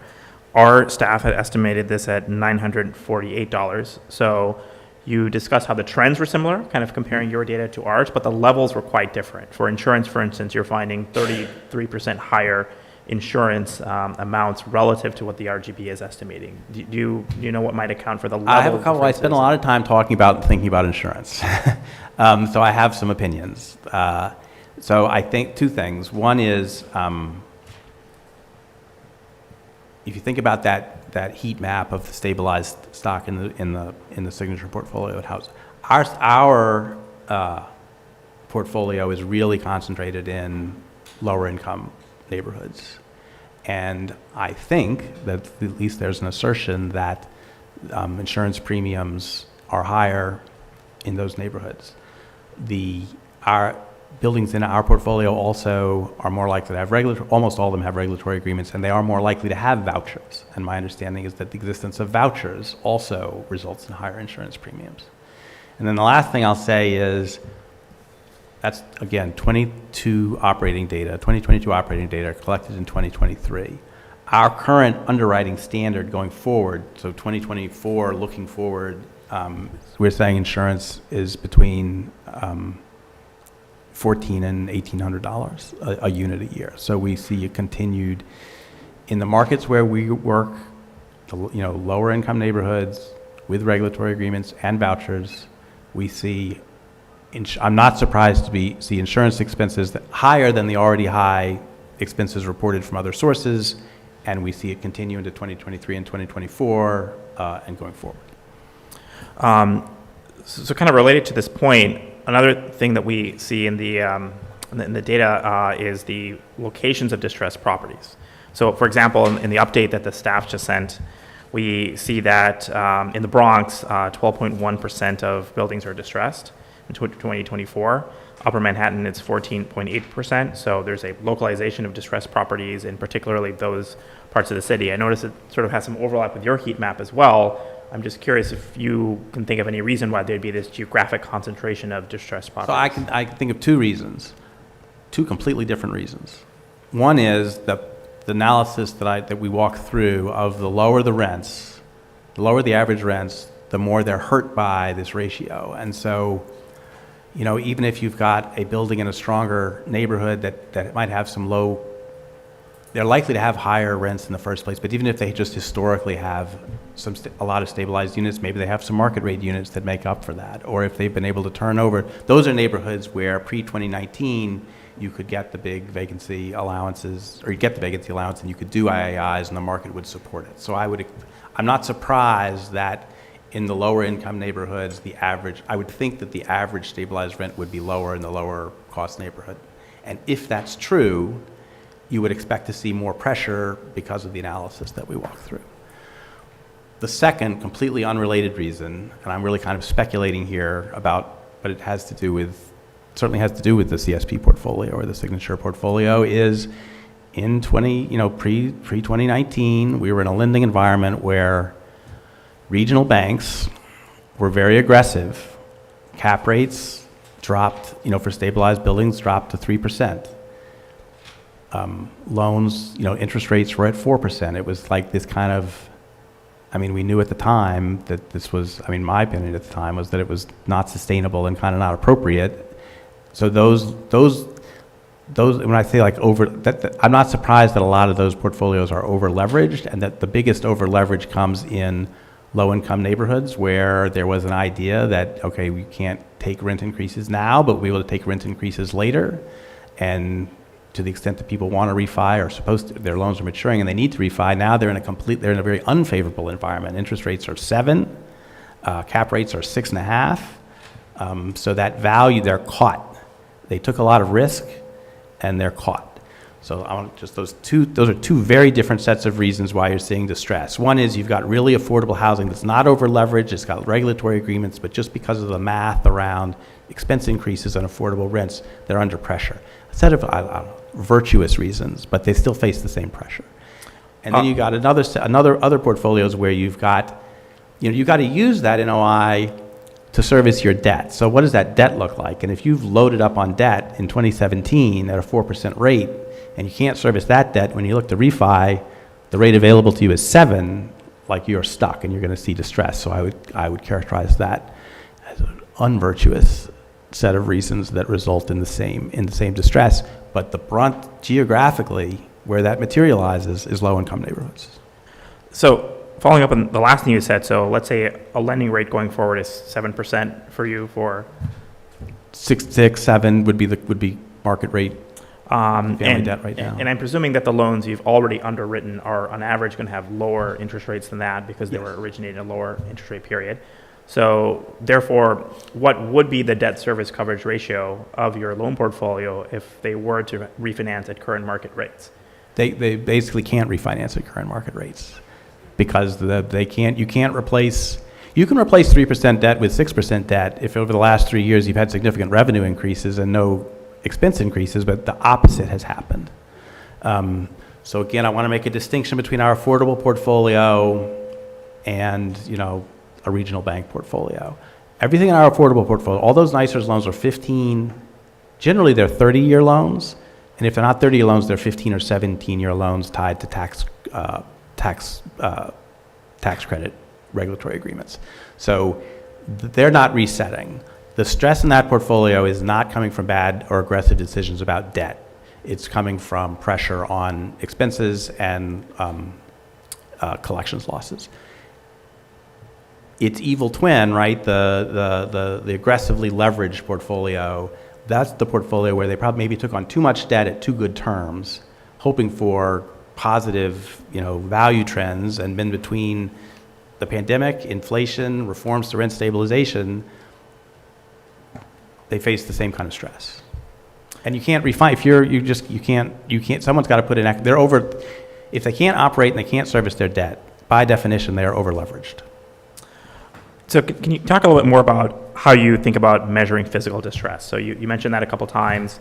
You've mentioned various indicators whether there's a high violation count or whether there's a harassment of tenants. How do you think about physical distress, and how would you measure physical distress in the housing stock? So we're looking for metrics that can alert us to where there might be distress. So but those things that's all public information. You can go online, you can find the violation count, you can find the judgments, you can find the ERP charges. That is not like where you stop. Like then there's a very labor intense, that's a mile wide and an inch deep. And you start to identify things where you think there's risk. And then there's a very labor intensive asset management process where you go to the building and you go back to the building with an engineer. And you go back to the building with an engineer and a contractor and the owner, and you try and figure out what is actually necessary what's the level of distress? Can it be fixed with better cash flow? Does it need additional capital? Like how do you make a bad building into a good building? So step one is those kind of metrics that you can use, but I would never stop there. It's that's the starting point, and then what you actually need to do is walk the building and talk to you need to collect information from residents. Some things come onto our radar because an elected official is aware of them, or a community group that we have a relationship with, and say this building's in your portfolio, you should really look at it. We're open to any kind of incoming information that alerts us to red flags, but then the actual labor-intensive asset management is the only way you can find out what's going on. And then, one last question. So you described the drivers of increased distress in your stock, right? So I think you mentioned a few different factors: HSTPA, lower rent collections, higher expenses, and then lower rent, allowable increases, right? I don't know if you have a decomposition or a sense of how important are each of these factors in explaining the level of distress in your stock. And also what percentage? Yeah, that is a great question. I don't have an answer for you. It's something we could figure out if we could give you follow-up information that would break that out at all. but that's a great question. Thanks so much, Robert, for coming again.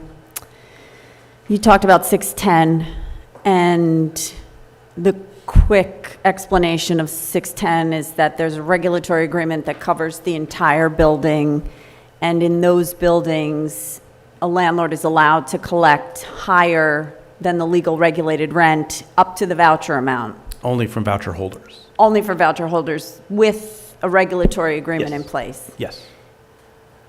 It would seem that since the vouchers have been approved at higher numbers, that they would reflect actual costs in most cases, right? Income, the voucher numbers that are being published are higher often than legal regulated rents. And higher than market occasionally. And higher than market occasionally. And so there are owners, probably lots of the people who borrowed from Signature, who would have loved to accept a higher voucher amount, but were restricted from doing so because of a stuck legal regulated rent. And if you've seen any buildings where non-regulated, not with a regulatory agreement, but outside that have been able to use a higher voucher number in some kind of program. I haven't seen it, and my understanding is there's a conscious decision not to do that, not to offer that, but not by HPD not to offer that to buildings that didn't have regulatory agreements. The door is open to sign a regulatory agreement. To Sure. get access to 610. And you think the door would be for owners to go straight to HPD? And HPD would be willing to allow owners to dump their entire building into a regulatory agreement? From your experience, I don't mean to put you... HPD would be willing to engage in that conversation. I don't know where it leads, and there's some staffing, and capacity issues at HPD, but yes, that is, it is a strategy or a tactic that we expect to use in the CSP portfolio for the right owners. This is something that my clients ask me about all day long, and something that I have probably 20 owners who would run to HPD to be allowed to just collect a voucher that's higher than an LRR without facing an overcharge. So just want to put that out there as a solution to low LRRs. I mean, you talked about... You don't get something for nothing, right? So Sure. there'd be affordability, there'd be some kind of affordability ask on HPD's part. And I don't know how that negotiation will go. I don't know that, but it's not just like I don't think HPD wants something back. Right. Just a couple other things. So I won't ask you about Signature. You made that very clear. I'm not going to ask you about Signature. But you talked about, our average RS rent is around $1,600. And you talked about insurance alone costing $14 to $18 Annualized number. And so per unit. There's not a lot of room after you pay your insurance on a unit that has an average rent of $1,600. But I think insurance is about 6 or 7% of the expense Right. budget, under 10%. And that let's say it was $1,600 for insurance, and you have a $1,600 annual revenue number. That's not, we have buildings like that. But that insurance number is annualized, and the month is monthly. So yes, 1 month of your rents, of your 12, should you collect it, will go Goes to pay to your insurance. And my last question is you mentioned that the board is the only place where increases are coming from in the post-HSTPA world. And you mentioned last year distress is coming, and this year it's here. And so if this board decides that no increases, as has been suggested here today, are warranted, or potentially less increases than last year, in your portfolio, or what you've just inherited, the 860 loans, the impact of that seems rather obvious to me. Yeah, there's only two ways to alleviate stress in a given loan, and that's to decrease expenses or increase revenue. Yeah. You can't control collections, and you can't control interest rates. And and there's someone who's going to make a decision about adjustment, if there's an adjustment, and how much an adjustment would be, and to the extent that that adjustment is marginally higher or lower, it will relieve some of that stress or exacerbate that stress. And again, the stress is most felt in the most affordable units and buildings, which are concentrated, as you pointed out, in the relatively more affordable neighborhoods. And I understand why that is. It's a blunt instrument, but a lot of this comes down to, I feel like all the discussion is like, this is my scenario, and then, well, this is my scenario, and that all those scenarios are true. But I think, just the math of it and where the stress is, the negative impact of the lack of revenue is concentrated in the most affordable units and the most affordable neighborhoods.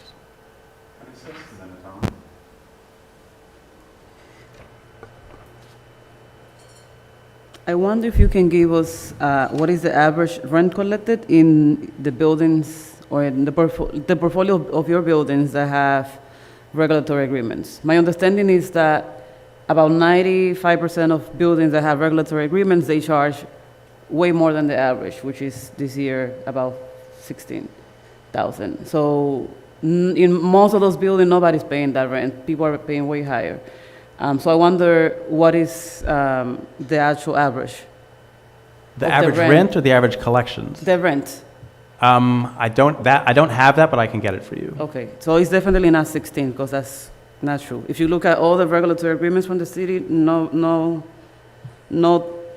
even if the tenant has a voucher, the rent that is being collected is not on the lower end.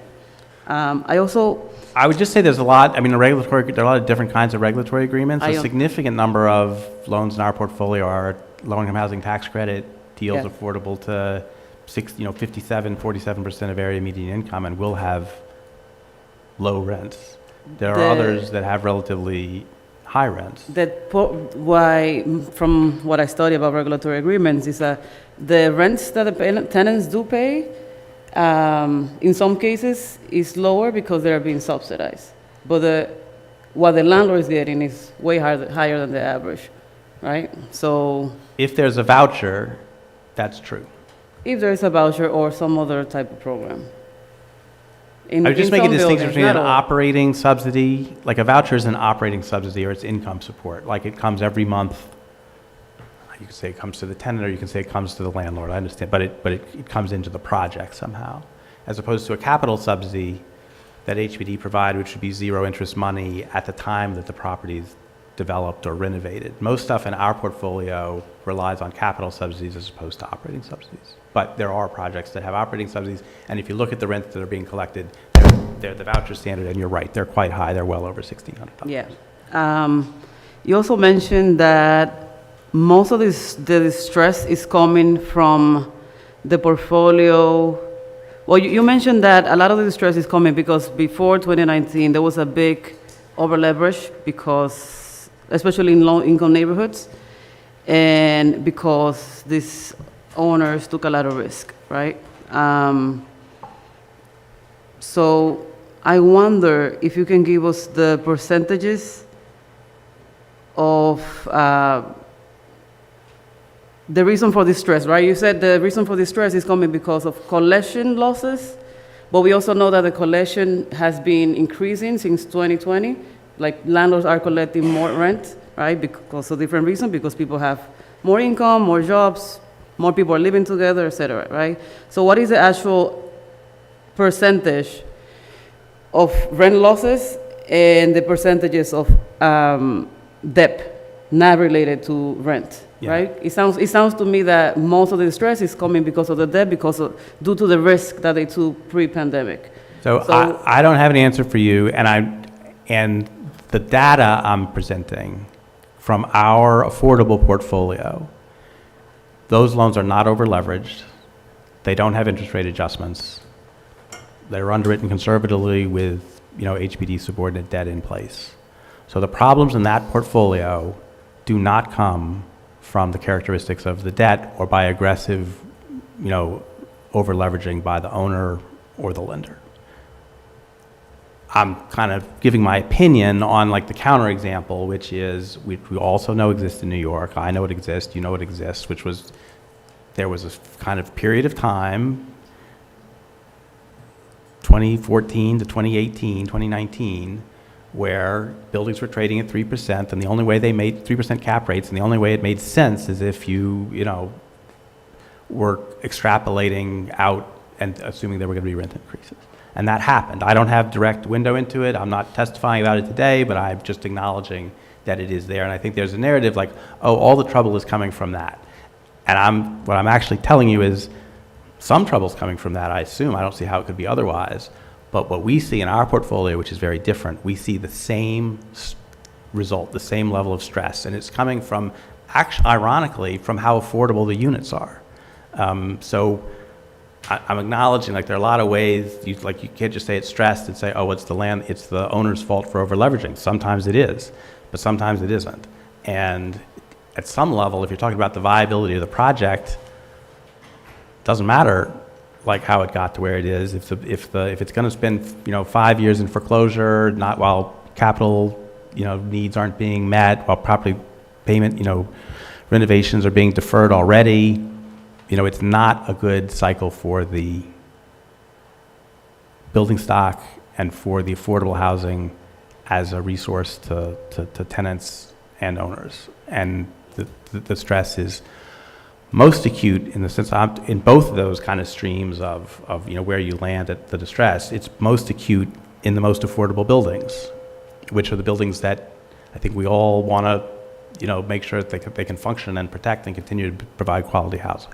I understand, but I would say, also speculating, that most of the portfolio also come from the buildings that were bought during that period of time that you're also mentioning, like 2014. A lot of them cannot resell or refinance. Yeah, no, that's exactly. definitely... So it's the same portfolio of buildings that were over leveraged. So that's why I asked for the percentage of debt and the percentage of losses due to lack of collection. The data that I show is all from our affordable portfolio. None of it's over leveraged. Not now, but there were at some point, and they were the same buildings. So I have another question that I forgot where it is. So wouldn't you say that higher? All right. Wouldn't you say that? Okay, I wonder what is the percentage of people that have vouchers? You said most of the people that have the vouchers are, well, my question is, wouldn't you say that the people that have vouchers have higher, you have higher collections from the people that have vouchers? Because their rents get paid regardless. And those are also in neighborhoods that are lower income. So the voucher portion gets paid eventually. But the tenant portion, surprisingly, we have, I actually agree that the arrears and the collections problems aren't as acute, but we do have collections problems with the tenant portion of the voucher in a way that didn't happen pre-pandemic. Okay. I mean, it sounds to me like most of the distressed buildings are in the low-income neighborhoods, in the same neighborhoods that these buildings were bought. But also, those are the same tenants that have the higher percentage of rent collection because they do have a voucher, and their portion is less. So maybe the distress is coming from the debt and not the rent collection. That's, based on everything you said, that's what I'm putting together.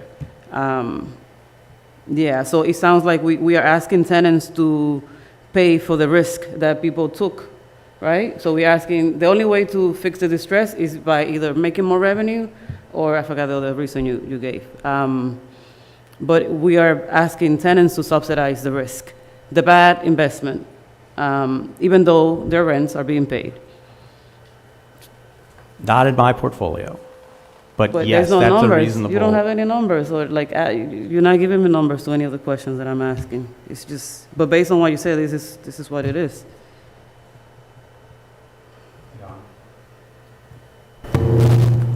Thanks. A quick question, because I think I just missed it at the beginning of your presentation. In terms of the size of your portfolio in total? It's, the affordable portfolio I'm talking about is about 23,000 units in the 5 boroughs. So 23,000 in the 5 borough. Do we know how much, or like 100% stabilized, or? I'm always careful to answer this because I think there are a handful of units that are not stabilized, but I would say 99% of the units are stabilized. Okay. And so, and you just inherited the 35,000 in the other Correct. portfolio, so bigger than your current portfolio? Correct. Okay. And so I just want to talk a bit about that. So I've heard you say and kind of nicely circle around this notion of non-valorous or maybe immoral practices that were happening before with that portfolio. And so I just want to be clear that based off of like the publicly available knowledge and information that we have, and even the FDIC saying that this was a result of lack of oversight and mismanagement, and that portfolio specifically, like we are in agreement more or less that there was severe over-leveraging, deferred distress that was not adequately addressed at that time, and that is the essence of that portfolio. Is that a fair assessment in your? I wouldn't say it that way, but I understand what I think So your point. how would you say it? I would say it this way.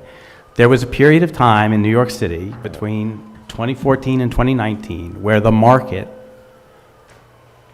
buildings were changing on the market at capitalization rates and in an interest rate environment that was very difficult to justify and was very risky. And very risky. It was risky, yes. The landscape or the actions. or the business decisions? The Yeah. actions. The Okay. actions So the by business borrowers and decisions were lenders. highly risky. Okay. But I mean, all credit decision, there's always some risk, and it was risk, the risk, went up. Okay. Setting that aside. So I guess what I'd be interested to hear is, given that, so with the FDIC's program, right, and again, this is just based off of the limited information that we have about this, it seems to me that there are actual incentives that were built into some of that in terms of what has now happened with the inheriting of a portion of that portfolio. And some of those incentives being that, there could be additional available funds for doing some of the maintenance work, right? Yes. And also and I had heard something, or I read something about the possibility of, writing down.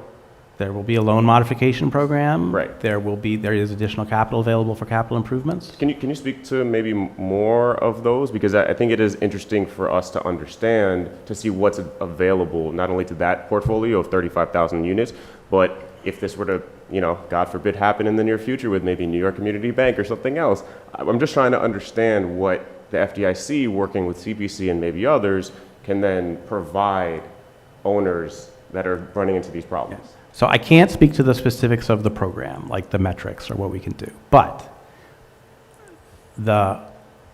if a significant number of loans can't operate and support their debt, it means they're over-leveraged. And there are a number of ways you could deleverage them. One of them could be to foreclose them out. Foreclosing them out, liquidating it, foreclosing them out would result in deleverage. There'd be losses, and you deleverage the buildings that way. That would be very, very hard on the buildings, very hard on the tenants. No, in terms of quality housing, it's a disaster. In terms of stability, it's a disaster. So this program, this portfolio, not the other ones, but this part of the Signature portfolio comes with a set of tools that have been designed by the FDIC. And the task, again, is don't liquidate the portfolio. You're not allowed to liquidate the portfolio. You got to fix the buildings. So there will be loan modifications. There will be additional capital available. And that, we will be doing at CPC, we will be doing what we, in other instances, have done with subsidy. We're going to be doing it with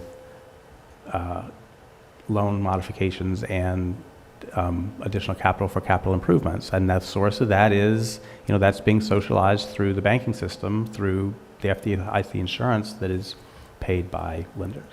Right. So, and just the last thing. So, I guess that cuts against the notion that RGB increases are the only way to resolve some of these problems that were in these. I mean, if the right? Fed would lower rates, that would help. Okay. There- Yeah, but I'm you know, just saying, I get it. It's not like a silver bullet, right? But I guess I'm trying to fight against the notion that on the opposite end of the spectrum, the only possible thing that can get us out of this scenario is by having tenants take on increases that they have to, deal with on their back. So that was the comment and what I wanted to try to draw from there. The last question I have for you is, given what you just explained about sort of the like carrots and sticks or the different incentivizations or ways to assist some of these owners, do you think that that's a viable model and a model that can be, scaled or should be scaled? I think it's an innovative thing that's being done, and like a lot of innovative things, we're going to have to see how it works. Fair enough. Thank you. A few quick questions. Yes. So just to go back to the expenses that you listed, those are actual expenses reported, so the changes from 2021 to 2022, I guess, right? Yes. So for example, we find that through the studies that we've done is that really where you can cut expense is maintenance, and labor is another option, Yeah. and sometimes administratively, which there was a decline of 19%. I kind of get that. So simply just because maintenance went up 1% doesn't mean the cost to maintain that building necessarily for the maintenance part went up 1%. That could be a flag of deferred maintenance. Right. I guess that was my point. Secondly, within your portfolio, is there any change in the amount of vacant units? No, vacancy, even during we do not have a vacancy problem. We have a collections problem. Collection. Okay. Physical occupancy and economic occupancy. Okay. Physical occupancy remains at 99%, and yeah, we don't have, these are below market units. There's a long line of people willing to lease them. And then when you are finding physical distress in the building, when you actually go to the building and see what can be done, do you find that with a correlation and rise of violations for those buildings? I would say that one reason we would inspect the building would be the rise in violations. So I don't know that we would. We do annual inspections of all of our buildings. It's fairly cursory. It would turn up something, it turns things up and causes real visits and real asset management activity. But one thing that would trigger, besides a drive-by that says, well, that building looks terrible, like we need to send somebody out there, would be a high violations count. Right, and do you find that when the violations are going up, that there is physical deterioration? Not necessarily. Violations are a tricky thing. A lot of times the violations are the condition is cleared, but they can't get the violation off the record. So and frankly, buildings in New York have violations. When the inspector goes out to remove violations, he puts new violations on. It's his job. So, to my point of view, a good manager and a good owner manages, the violations. Are they going to have no violations? No, they're not. And a high violation count, it might mean that there's like a real underlying physical problem, but it might not be. And people get hung up on violations. And I was like, violations are really important as a signal, but you have to get past just you can have a building that doesn't have violations that could have real problems, and you can have a building that has a lot of violations, that's actually okay, and there's some explanation. All that being said, a lot of violations on a building are not a good sign. And then my final quick question. So with your loan portfolio, do the majority of the loans have a balloon payment at the end or not? None. No, they don't. None. Okay. There are some tax credit deals with Freddie and Fannie that have 15 and 17-year debt, a term on a 30 or 35-year AM, and there is a balloon on those, and it is timed to correspond to the exiting of the tax credit investor. So there's a change in ownership. It's intentional. But the NYCERS, by and large, the regulated, we only do 30-year fixed rate, fully amortizing loans with no balloon. Very different than the regional banks that were driving and frankly, Freddie and Fannie that were driving all those transactions 5 or 7 years ago. Sorry, this mic just does not like me. Just a few more questions. In terms of distressed properties, what percentage out of the portfolio you have of distressed properties are in the LIHTC program? I could answer that. I can't answer it off the top of my head. Would you be able to provide that, like? Yeah, I can provide a follow-up. I can certainly tell you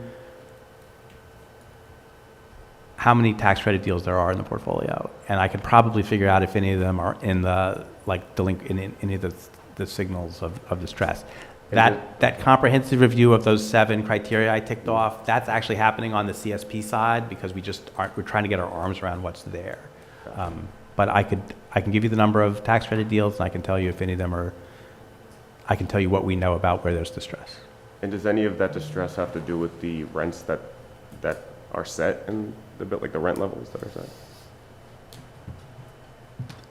Again, there are multiple factors, but if yes, actually, so like we actually are looking at one.